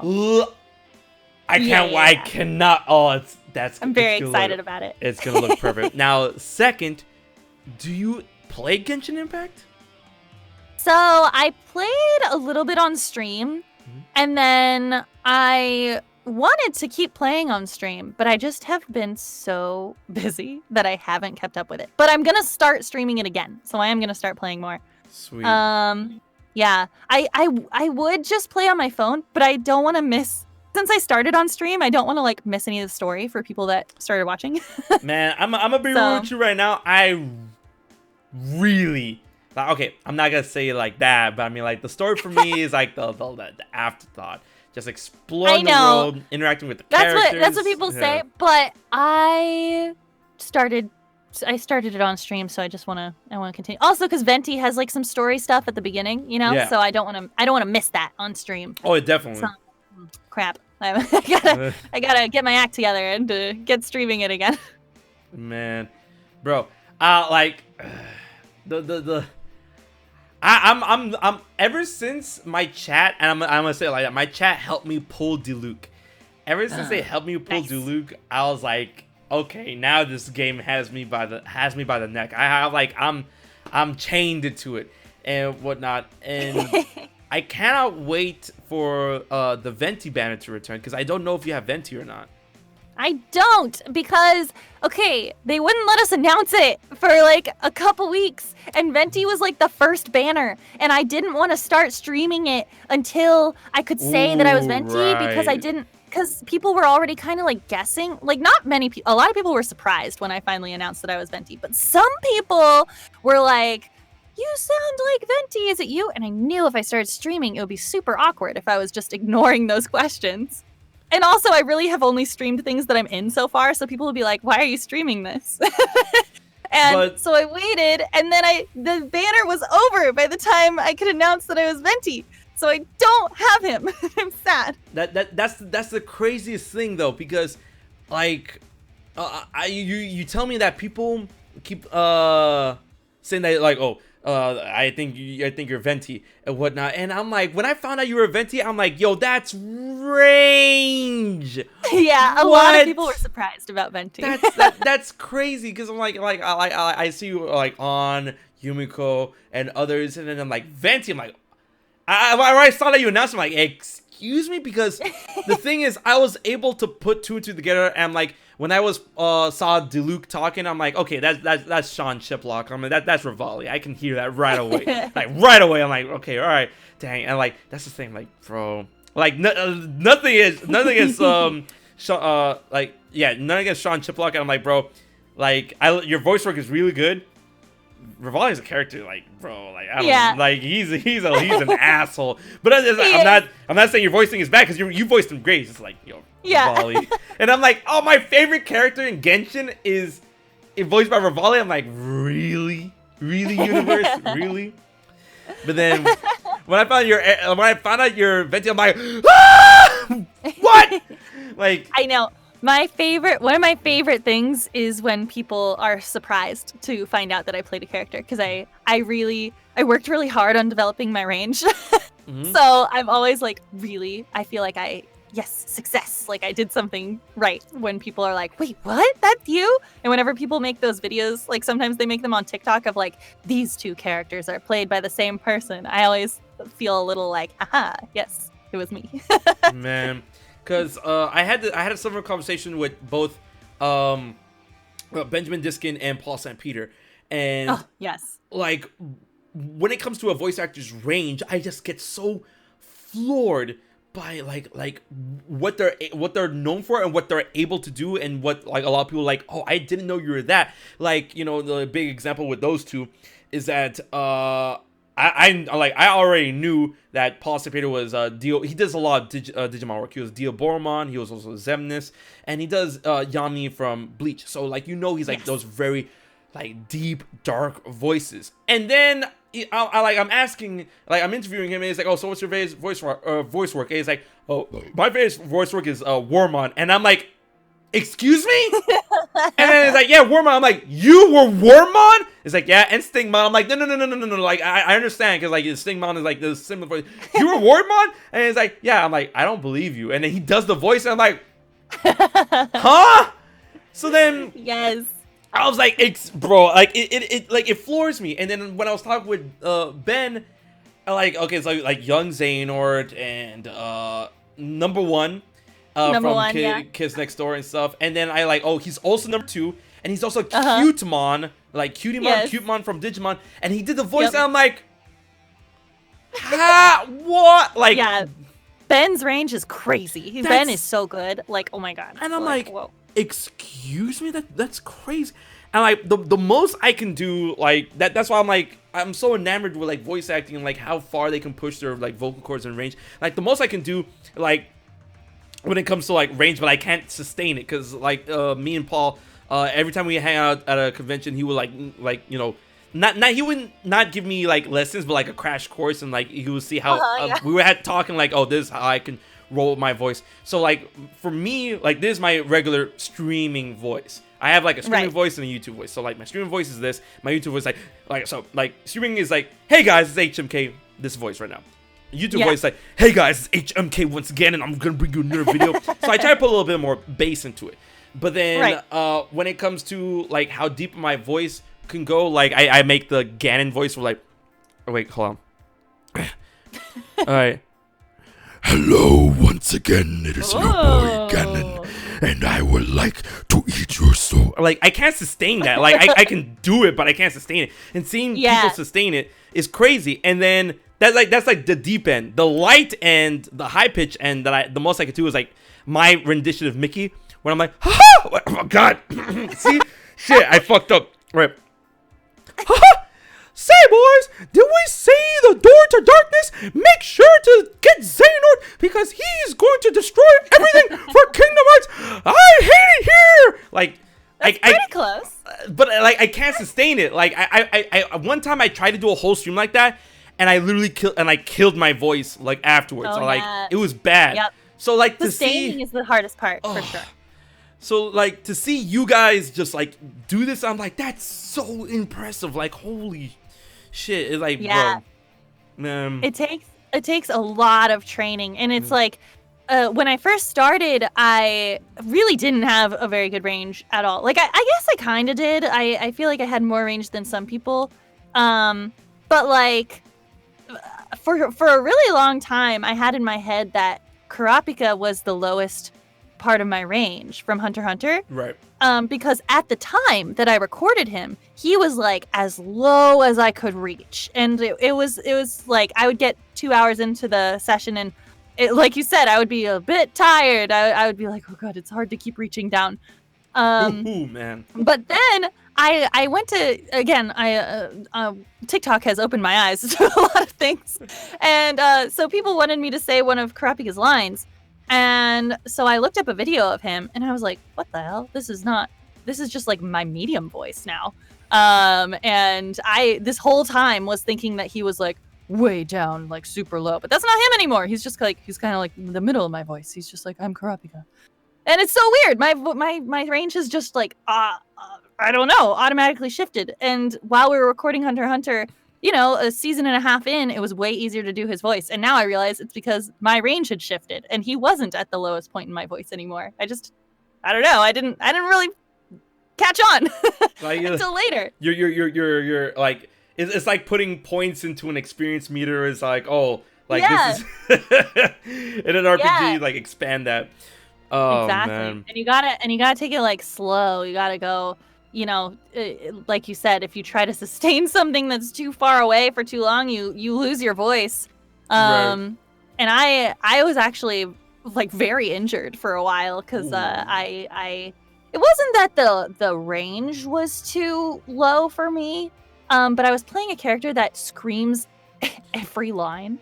And yeah, when you're recording for like 2 to 3 hours every like two days out of the week, every week, and you're screaming every single line, turns out that's not very good for you. So I injured myself, and I was injured for like a year. And yeah, and I can hear it on some projects. I can hear how injured I was in other projects as a result, and I'm like, oh god. But I don't think anyone else can notice. I just know my voice so well that I can hear it and I can remember my pain. But so I'm finally I think healed, but I've lost a bit of my upper register now, and I'm very upset about it. So yikes.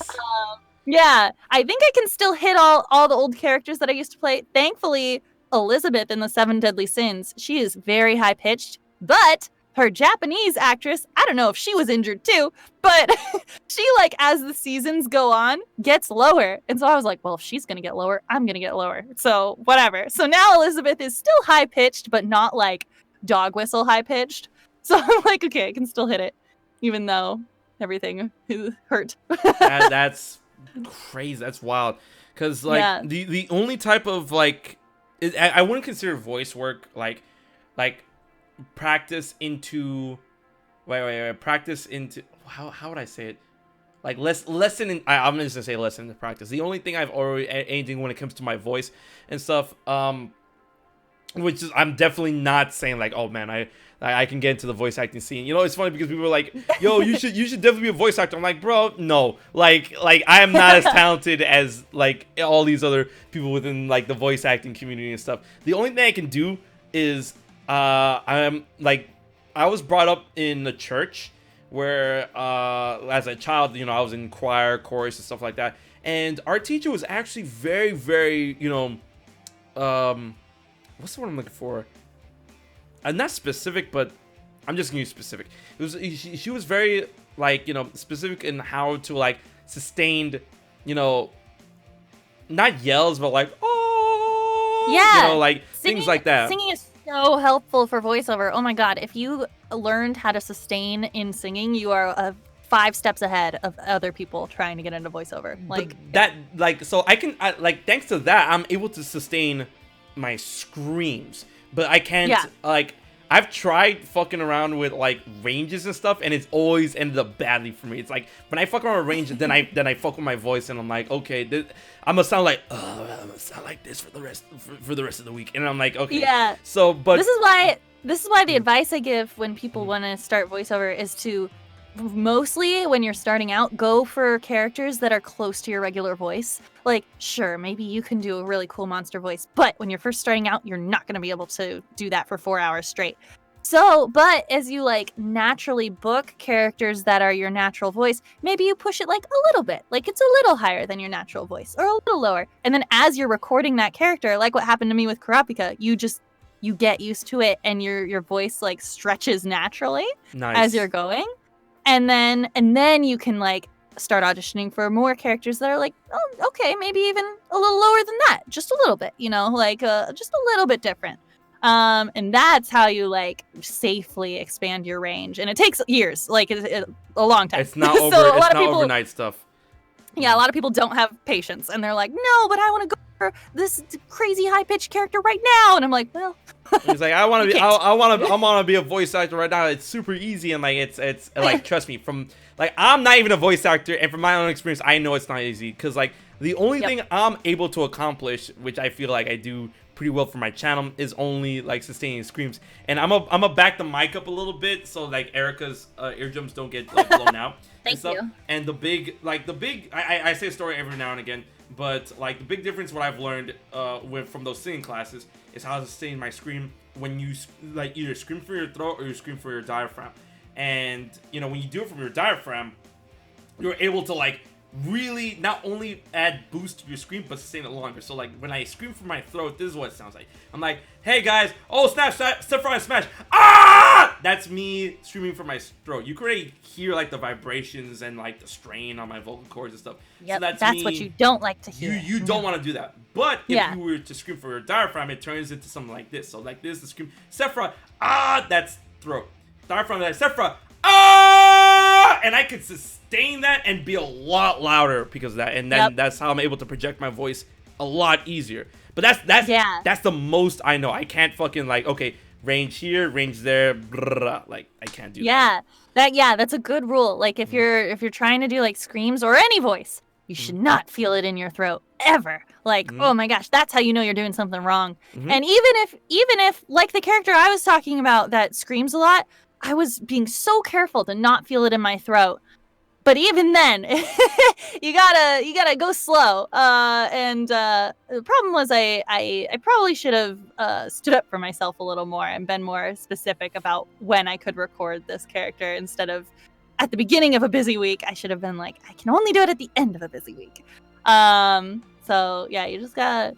There's a lot to think about if you want to be a voice actor. There's a lot. A lot goes on behind the scenes, basically.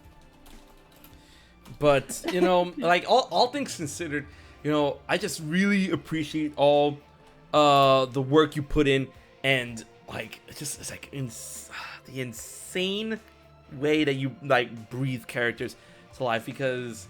Thank you. Like, a lot of people, like, especially with, I would say, like, rolling back to Ventheguy, and, like, you know, people are like, oh, not mobile game? Okay.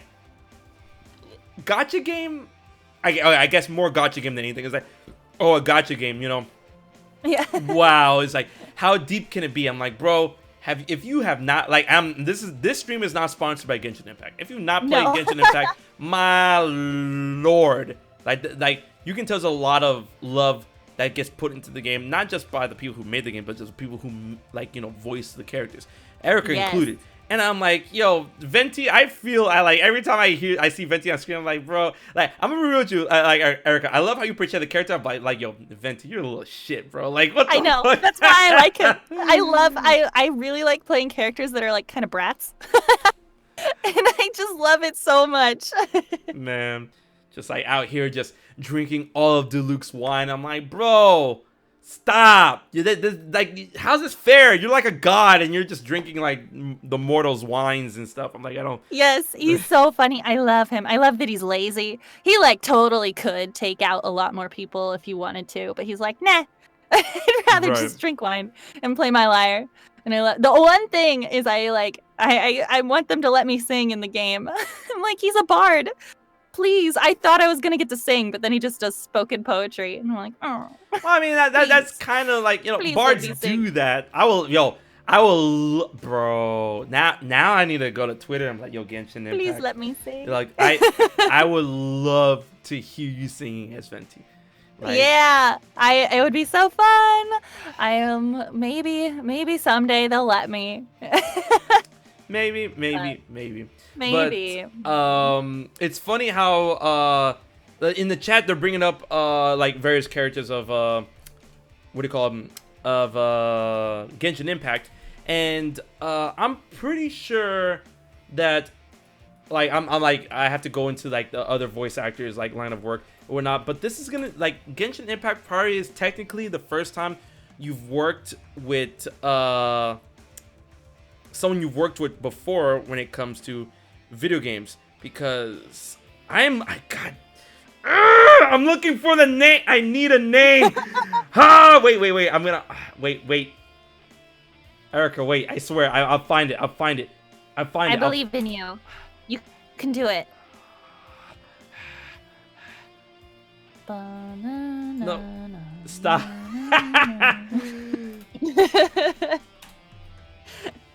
All right, there you go. This is the first time you've reunited with Keith Silverstein in Genshin Impact. Because if you guys didn't know, that's the voice actor for Zhongli, but he also voices Shido in Persona 5.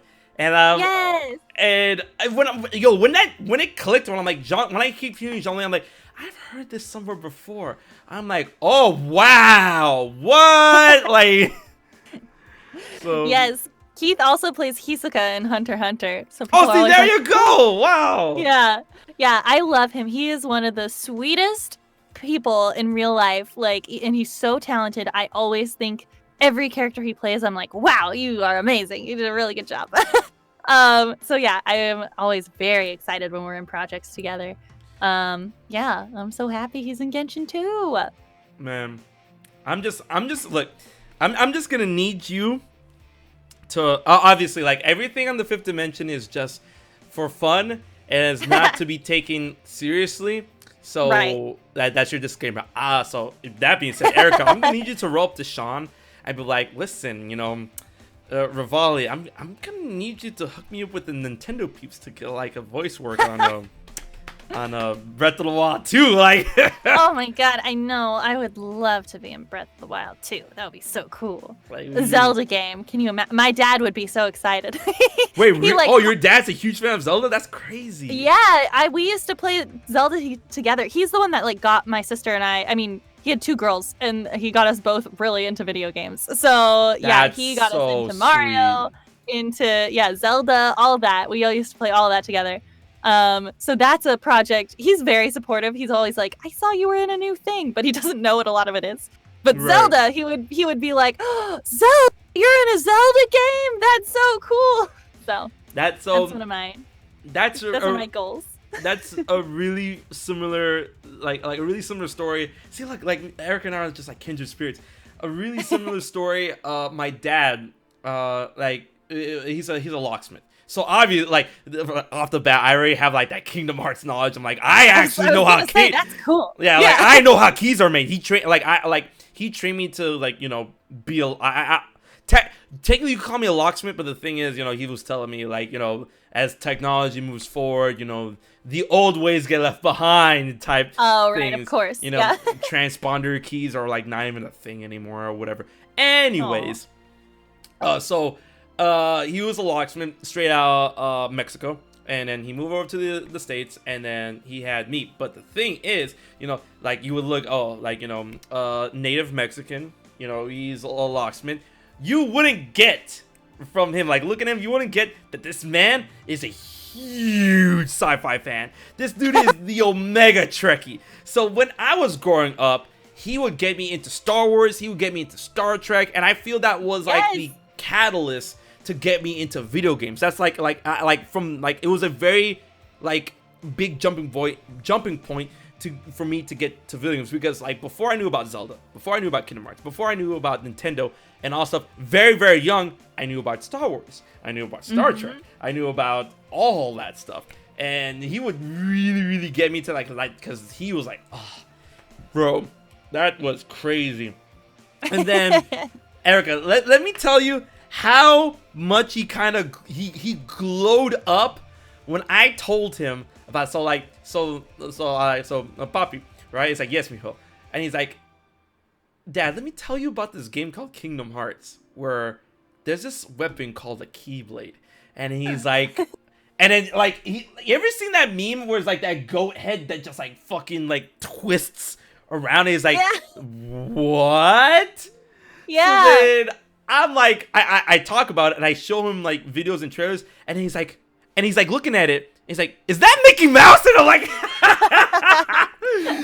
bro, amazing. Like it was so crazy. And then every time he visits, and I tell him no. Every time he visits my house, he comes in and he looks at the Keyblades on the wall, and he looks at it and he's like, mijo, let me get that. I'm like, no. That's mine, because obviously it's a big ass key, and he's a locksmith. He's like, let me get that. I'm like, no, that's oh my god, that's mine. so funny. Like, I love that. oh my god, but I swear I'm gonna get him a Keyblade one day. Yeah. Yes, you should. You should make him a custom Keyblade with something that's like special to him. He had a logo for his business. Whatever his Keyblade would be. Yeah, he had a logo for his business for a minute. So I think I'm gonna make a Keyblade around that and make that. Yeah, that would be so cute. Oh my god, do that. And then like here's the bit of knowledge that he inferred onto me when it comes to keys and whatnot. So like, Erika, I want you to be really super real with me. When you see Riku's new Keyblade, Braveheart, what do you see? Is that the one that looks like a car key? Is that what you see? Yeah, I just see a boring, I don't know. Sorry to people who designed it, but I just see a boring regular key. That's fine. Now, that's actually a huge misconception. A lot of people think that Riku's Keyblade, which is Braveheart, is a transponder key, which is the key that usually goes in cars, obviously from its shape. And I told the story multiple times. It's actually not a transponder key. It's actually a type of key known as a deadbolt dimple key. in which the divots within the key act as, you know, like I'm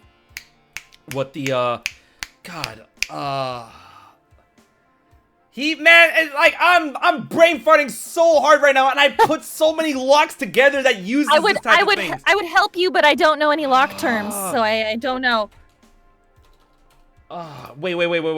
Lock. Oh, there you go. Pins. All right, the pin tumblers. All right, there you go. So, like the dimple keys are a special type of pin tumbler key. I'm so sorry. So they're not transparent key. A lot of people believe them to be transparent keys. The dimple keys that the keyblade that Raikou uses is a type of pin tumbler key. A pin tumbler lock is basically a lock that goes into the door and whatnot, and then where you put your key in. The grooves on a key, I don't have any keys on me right now.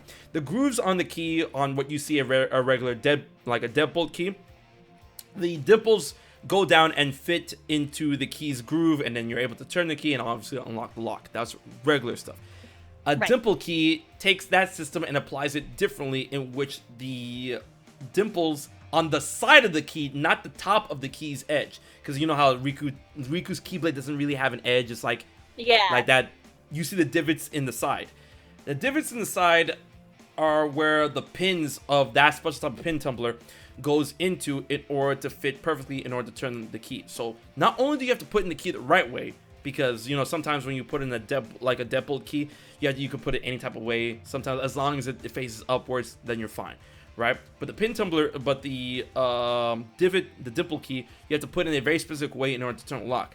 These type of keys are usually specifically used for very big like doors or very important safes, right? So I'm like, when I saw that Riku's getting that type of keyblade, I'm like, huh. So they're like, this is a special type of key that's meant to open the most the most safest of safes. And I'm like, that's actually really neat. So that's so cool. Yeah. Okay, now I like his keyblade better. Also, I just took some notes for fanfiction purposes. Hey! So that I know exactly that his keyblade is not boring after all. It turns out it's cool. Yeah, it's dimple keys are very, very particular. Like if you see a dimple key, then you're like, okay, this goes into something important. Like this is like that makes it so much cooler. Oh, I'm glad you shared that with me, because I like, you know, his last keyblade was so freaking cool in design. So I was like, oh, it broke. No. Man. All right, that's much better. I like that. Yep. Okay. But I'm not gonna lie. Going from Wait Till Dawn to that, I was like, okay, man, this like really It was just so cool. Wait Till Dawn was so cool. I liked it. Man, and then whenever I saw people making memes of like, oh, Riku's car key, oh, he's got the key to the gauntlet. Well, I'm like, you know what? I'm not even gonna like get into that. I just see people online all the time like car key. I'm like, not. They should have released like in. You know, I don't know if they did this for Kingdom Hearts 3. I can't remember. I got a hard copy. I didn't get a digital version, but I got all the versions. You know, back in the day, they used to have the booklets with like character descriptions for each of them. Did they do that this time? I feel like they didn't. They had like not the reading descriptions, but they had the art books, like the different 1.5 and 2.5 in the. They should put this information somewhere, basically, so that people know how cool his key is. Yeah, you know, I never would have known. I don't know what keys are. It was a really cool fact. That's why I kind of have like a resonance with Kingdom Hearts. I'm like the fact that they mess around with keys so much. I'm like, I really like that, because you know most of the keys that people use in Kingdom Hearts, those are skeleton keys, like obviously, right? And the only other key that was different, like for the first time, and I'm like, that's actually really neat, was Fenrir in Kingdom Hearts 2, and that. Once again, if you thought that was a car key, that's not a car key. That's a pin tumbler key. And that, I'm like, that's so cool. That's like a pin tumbler key. And a pin tumbler key is like the keys that you see now. The keys that you use to open your house. Unless you live in a really old house and use a skeleton key. But that's the type of key you use. And Yeah, and I'm like, okay, that's cool. And then they introduced the dimple keys. I'm like, okay, so we're doing this. All right, all right. So we're going to like all these different key types. That's one thing I really do appreciate. Cool. Yeah, that's cool that they put enough like actual research into that. I'm glad for that. And yeah, that's cool. I would just like to see what else they would go into the concept of like keys and key blades, and then people are like, are we ever going to go into the concept? I saw there was like this fan fiction one time where they would go into the concept of lock shields, and I'm like, ooh, that would be cool. That like, bro, wait, stop. I like that. That sounds so dope. Like, you know, like a shield that's in the form of a lock, and then it locks your position, and then like it creates a bubble shield, and like, ooh, that's cool. Do it now. Not effective against other Keyblade wielders, but effective against everyone else. Like, but no. Like, imagine that was like the only thing that was able to block a Keyblade blow indefinitely. Ooh. That was like the one thing. Like, okay, Keyblades can like basically like almost cut through anything, shoot through anything, but like the one thing that can stop a Keyblade is a lock shield, and I'm like, oh, that would be cool. I really, ever since I was little, even before I liked Kingdom Hearts, I really liked like key and lock stuff. Like a lot of jewelry I had was like locks and keys. Dope. So yeah, I'm into it. Let's have some lock stuff in Kingdom Hearts.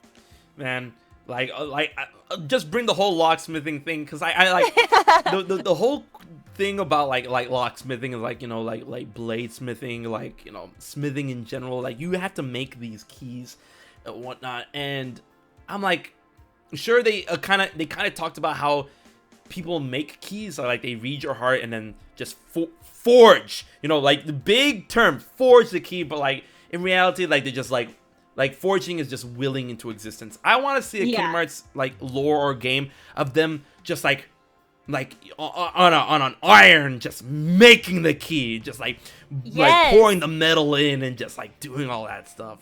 Maybe that's how the first Keyblades were made, and then it was able to, like, you could manifest it from your heart, but the first ones were like crafted for real. That would be cool. Oh, bro, I want my that fanfiction so brain bad. is going. I'm like a fanfiction trash, you know. I just. It's not trash, Erika. It ain't trash. Stop. I mean, a lot of it's trash, but a lot of it's also good. Okay, so there's good fanfiction out there. I like it. Man, but all in all, like, I'm excited to see where Kingdom Hearts is going into the future, especially with 2022 and then the supposed Quadratum game. But oh my god, it's gonna be so cool. I hope Sora's okay. So we gotta save our boy. I feel Sora's gonna be fine, and Yozora is good. You know, like a lot of people like, is Yozora bad? And I'm like, no, Yozora is good. Nah, I think he's like an anti-hero. No. I think there just was a big misunderstanding between their meeting and whatnot, and Yozora and Sora require the same thing, and that I love how you told me that, because like it was spilling into the next question I have for you. Like, so how did you feel about Luke's sword? You mean like about his character, or about the fact that they said Luke sword? No, not that, but the fact that he's Yozora's driver. Yeah, that was weird. I don't understand anything about him. Also, I've said Luxord for my whole life, and it's big same. When we got to him in Kingdom Hearts 3 and they said Luke sword, I was like, excuse me? I hate it here. Like, what? Also, my husband's name is Luke, and so it just sounds like Luke sword, and I'm like, that's not his name. He's a bad guy, and I don't like it. Like, So yeah, I'm very confused about him being the driver, and I don't. So is he like? Is that his somebody, or is that just a different? Are there going to be alternate versions of them? If that's not his somebody, then that implies that there's alternate versions. Are we going to meet like another Sora who's just like a kid who just doesn't know how to fight? He's just a guy. The other Sora is Yozora, Erika. What do you mean? No, he's not Yozora. Come on, the night sky, the sky. That's Raikou. No, that's Raikou. It's not true. That's Raikou. And then he'll have like this dopey friend who's like following him around. That's Sora. Nah. But the thing with Luke's sword, like my running theory is that, you know, the Luke sword, like, he originated from Varamrix. Like, that's where he came from, and that he was always a type of double agent that was planted in the organization to serve Yozora. He was always serving Yozora up until now. And I'm like, bro, this is what I need. I mean, yeah, he did give Sora that card at the end. Which exactly. Is like, and that's going to be used in the other dimension. Probably. So. And then I'm like, I'm probably going to get this commission soon, but I need an art of like little baby Yozora and then like Butler Luxord raising him, teaching him solitaire. I'm like, I need this. Oh my god. Because I feel like Yozora, so cute. Yeah, I feel like Yozora was like raised and like taken care of Luxord like his whole life. He's like Alfred. Yes! Yeah. Oh, that's cute. Yeah. He even has an accent. He is Alfred. Mm-hmm. That's his butler, man. That's his butler. Yeah. And then that's cute. The whole deal with Magia and Aegis, you know, bro, I'm so ready for all these new characters to be in the next Kingdom Hearts game. I know. I'm so curious. Man. I don't know. But I want it right now. But also, I want them to take their time to make it a really good game. So, right. You know. And then they already said, Nomura confirmed that, you know, he said this before the announcement that Union Cross was ending.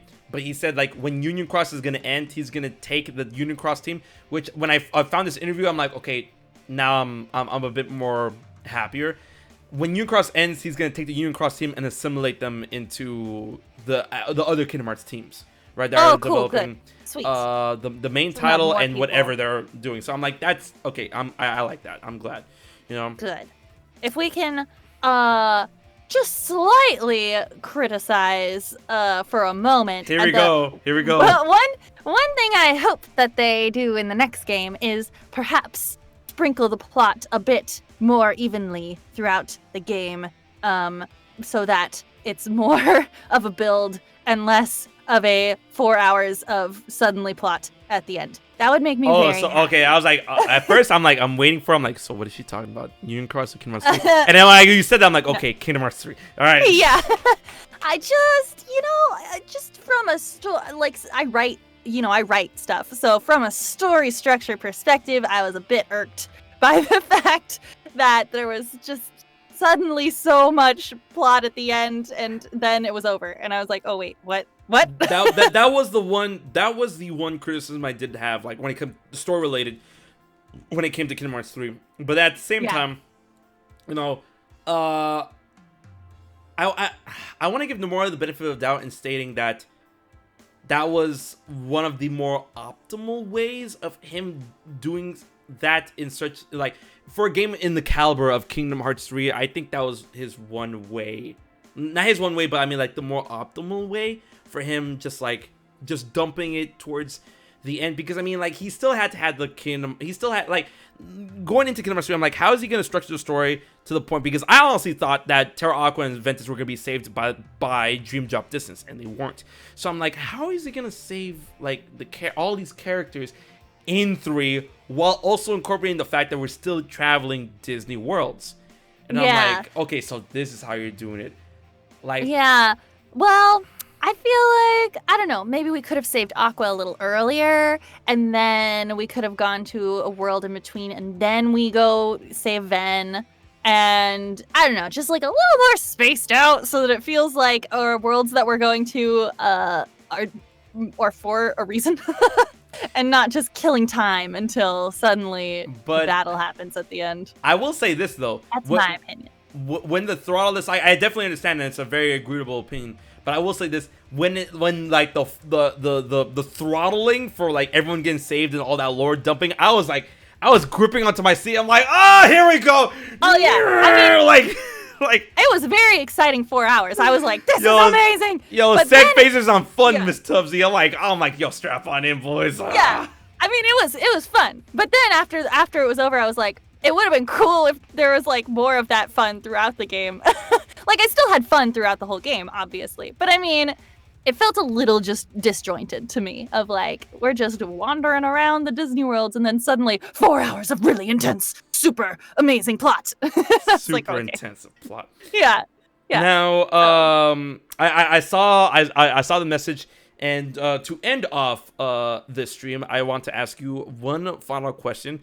And unfortunately, it's not a Persona question, as if you guys were wondering. But, you know, me and Erika are talking about Kingdom Hearts here, okay? So, Erika, this is the final question of the night. What Disney worlds would you like to see in upcoming Kingdom Hearts games? Treasure Planet, Treasure Planet, Treasure Planet, Treasure Let's Planet. Go! Treasure Planet. Atlantis, please. Atlantis. Treasure Planet #1. Atlantis #2. I love it. Let's see what else. I would say Lilo and Stitch, but it's 10 years later, so unless they did like a sequel where she's like a teenager, it wouldn't really work. And that would be weird. They could do that. I mean, yeah, they could figure something out if they wanted to, but it would be very strange. People often say like Finding Nemo, but I don't really think it would fit into Kingdom Hearts very well. Yeah, there's that's nothing the to one. I'm like, no. Yeah, they're just like, they're fish. Like, I don't know. I really want, I don't know that this would happen because they'd have to explain kind of time differences, but it could happen. Lions grow up fast. I want Lion King 2. I really want the Lion King 2. Oh, definitely, yeah. So, yeah. Funny she enough, could be an adult in a year. Like, that makes sense. Lions age quickly.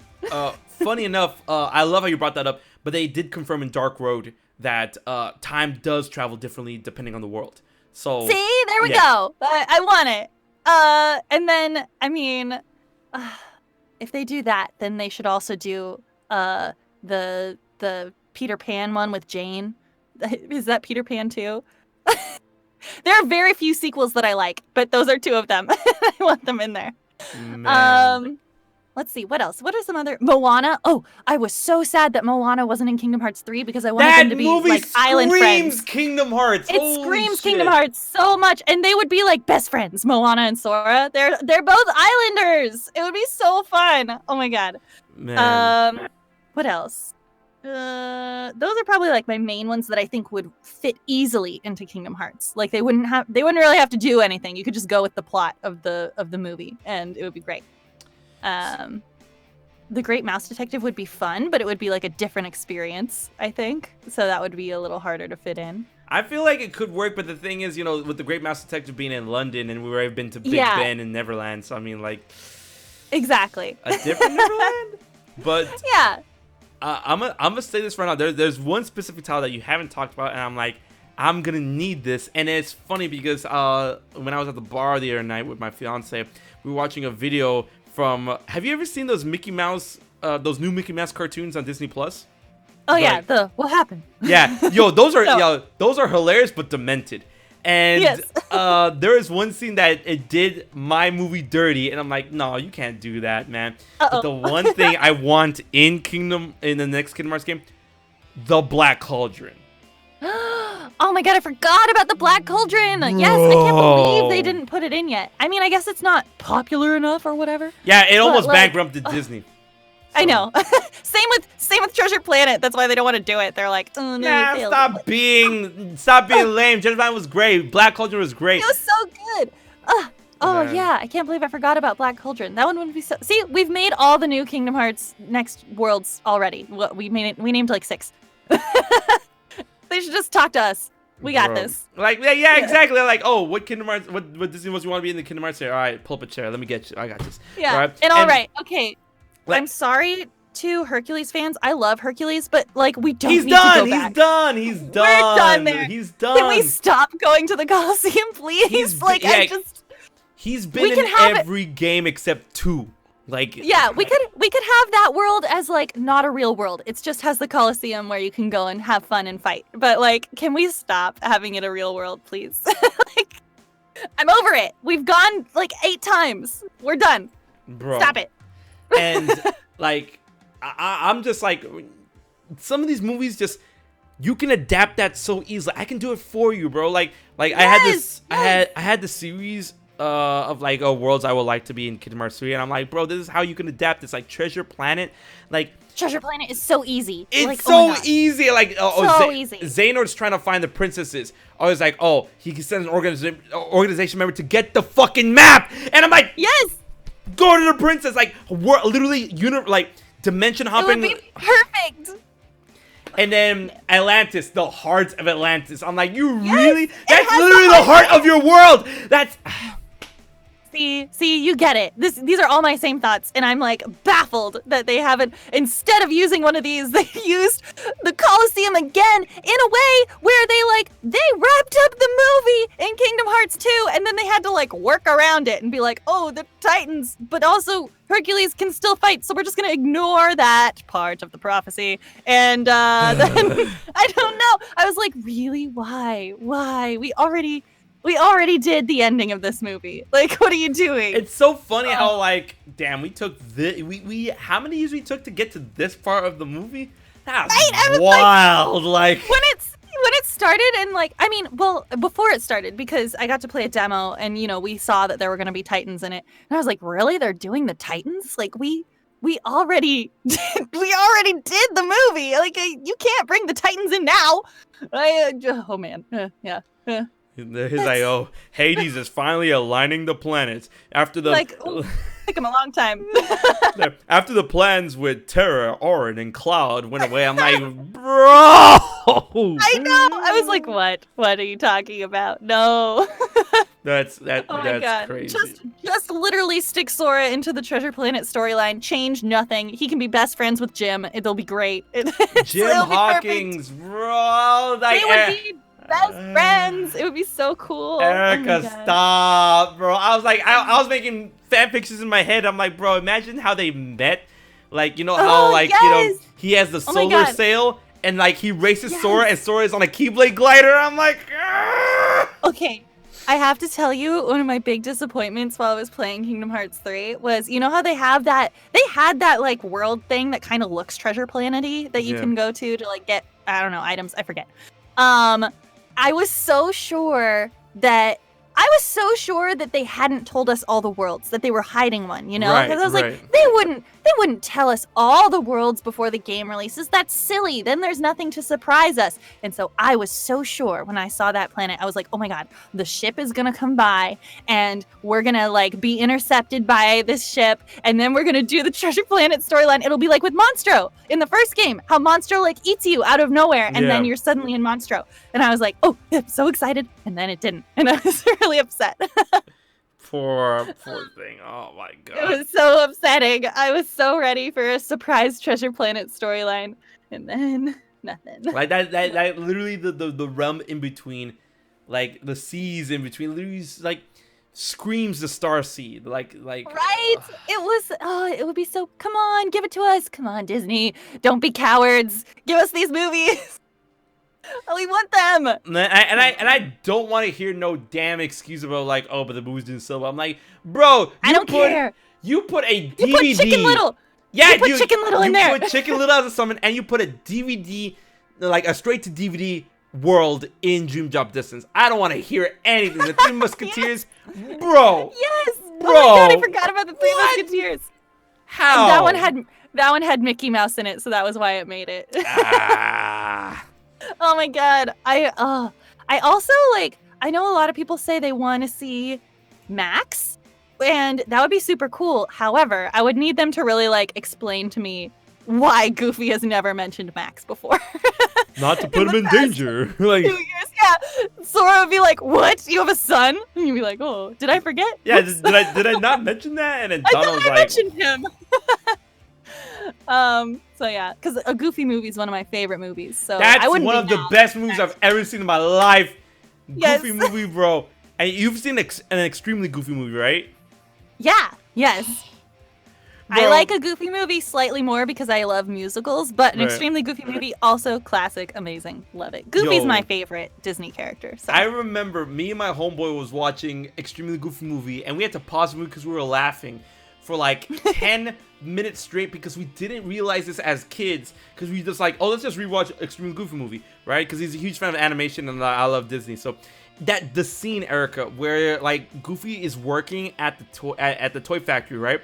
And then they're literally painting chessboards with a paint can that has checkerboard paint in the can, and they're painting it. We had to pause. I'm like, wait, what the fuck? What? It's so funny. I love it. Bro, we were laughing for 10 minutes. That shit's so stupid. Oh my god. So funny. I love Goofy. I love Goofy so much. I used to go to Disneyland on my birthday and like specifically go to hug Goofy because I just really like Goofy. Even when I was an adult, I really wanted to do that. And so, okay, this is like pretty cool. Mm-hmm. My animation demo was made by Bill Farmer, Goofy, and it was very exciting. That is amazing. Yes, I got to take private lessons with him, and then he crafted my demo for me, and we recorded it together, and it was amazing. And the entire time, I was trying to not freak out in front of him and be like, I love you. I tried to be very professional. I did bring up Kingdom Hearts at one point. He was like, I don't know if you've heard of this video game that I'm in. And I was like, I have heard of that game. Like, yes. It happens to be my favorite game ever. And he was like, oh, really? And I was like, yes. I love how Kingdom Hearts portrays Goofy because he's like the smartest dude in that series. He's the smartest one. I love that he's the smartest one. Oh my god. Like in every other media with Disney, is like Goofy's like, Goofy dumb and whatever. But in Kingdom Hearts, he's the biggest brain. He's like, if Ansem and Xemnas were the same person, like, God. Because he's not dumb. People just underestimate him because of the way he talks and that he's so silly and like carefree. But he's not dumb, and I love that they did that in Kingdom Hearts. It's so funny. Bro, when he was giving that explanation about Vanitas in Monsters Inc., when he was giving the whole explanation, I'm like, bro, Goofy is he's the fucking king. Oh my god. He's the best. I love him. I love Goofy so much. Man. Goofy's great. And Bill Farmer does such an amazing work in Kingdom Hearts. Like, it's like, he does. I would just imagine him reading the script and he's like, all right, so he voices Goofy in TV shows, and every time I ask for the Goofy, it's like, for a video game, you're gonna need me to do battle grunts and battle like what? Like yes. Oh my god. And Bill Farmer in real life, I was like fangirling so much on the inside because it's like, okay, if you imagine Goofy as a human and then so like a bit chiller, you know, like he's not slipping over everything and doing crazy Goofy stuff. That's who Bill Farmer is. He's just like this sweetest, nicest like country guy, and he was like so genuine, and I was like, oh my god, I love you. You're amazing. You're just Goofy as a human, and I love it. It's the best. Man, just this is nice. This was great. This was so fun. Oh my god, I can't believe it's been 3 hours. I was having so much fun talking to you. Yo, it's 3 hours, my lord. I know. I looked at the clock like half an hour ago, and I was like, "Wait, what? We've been talking that long?"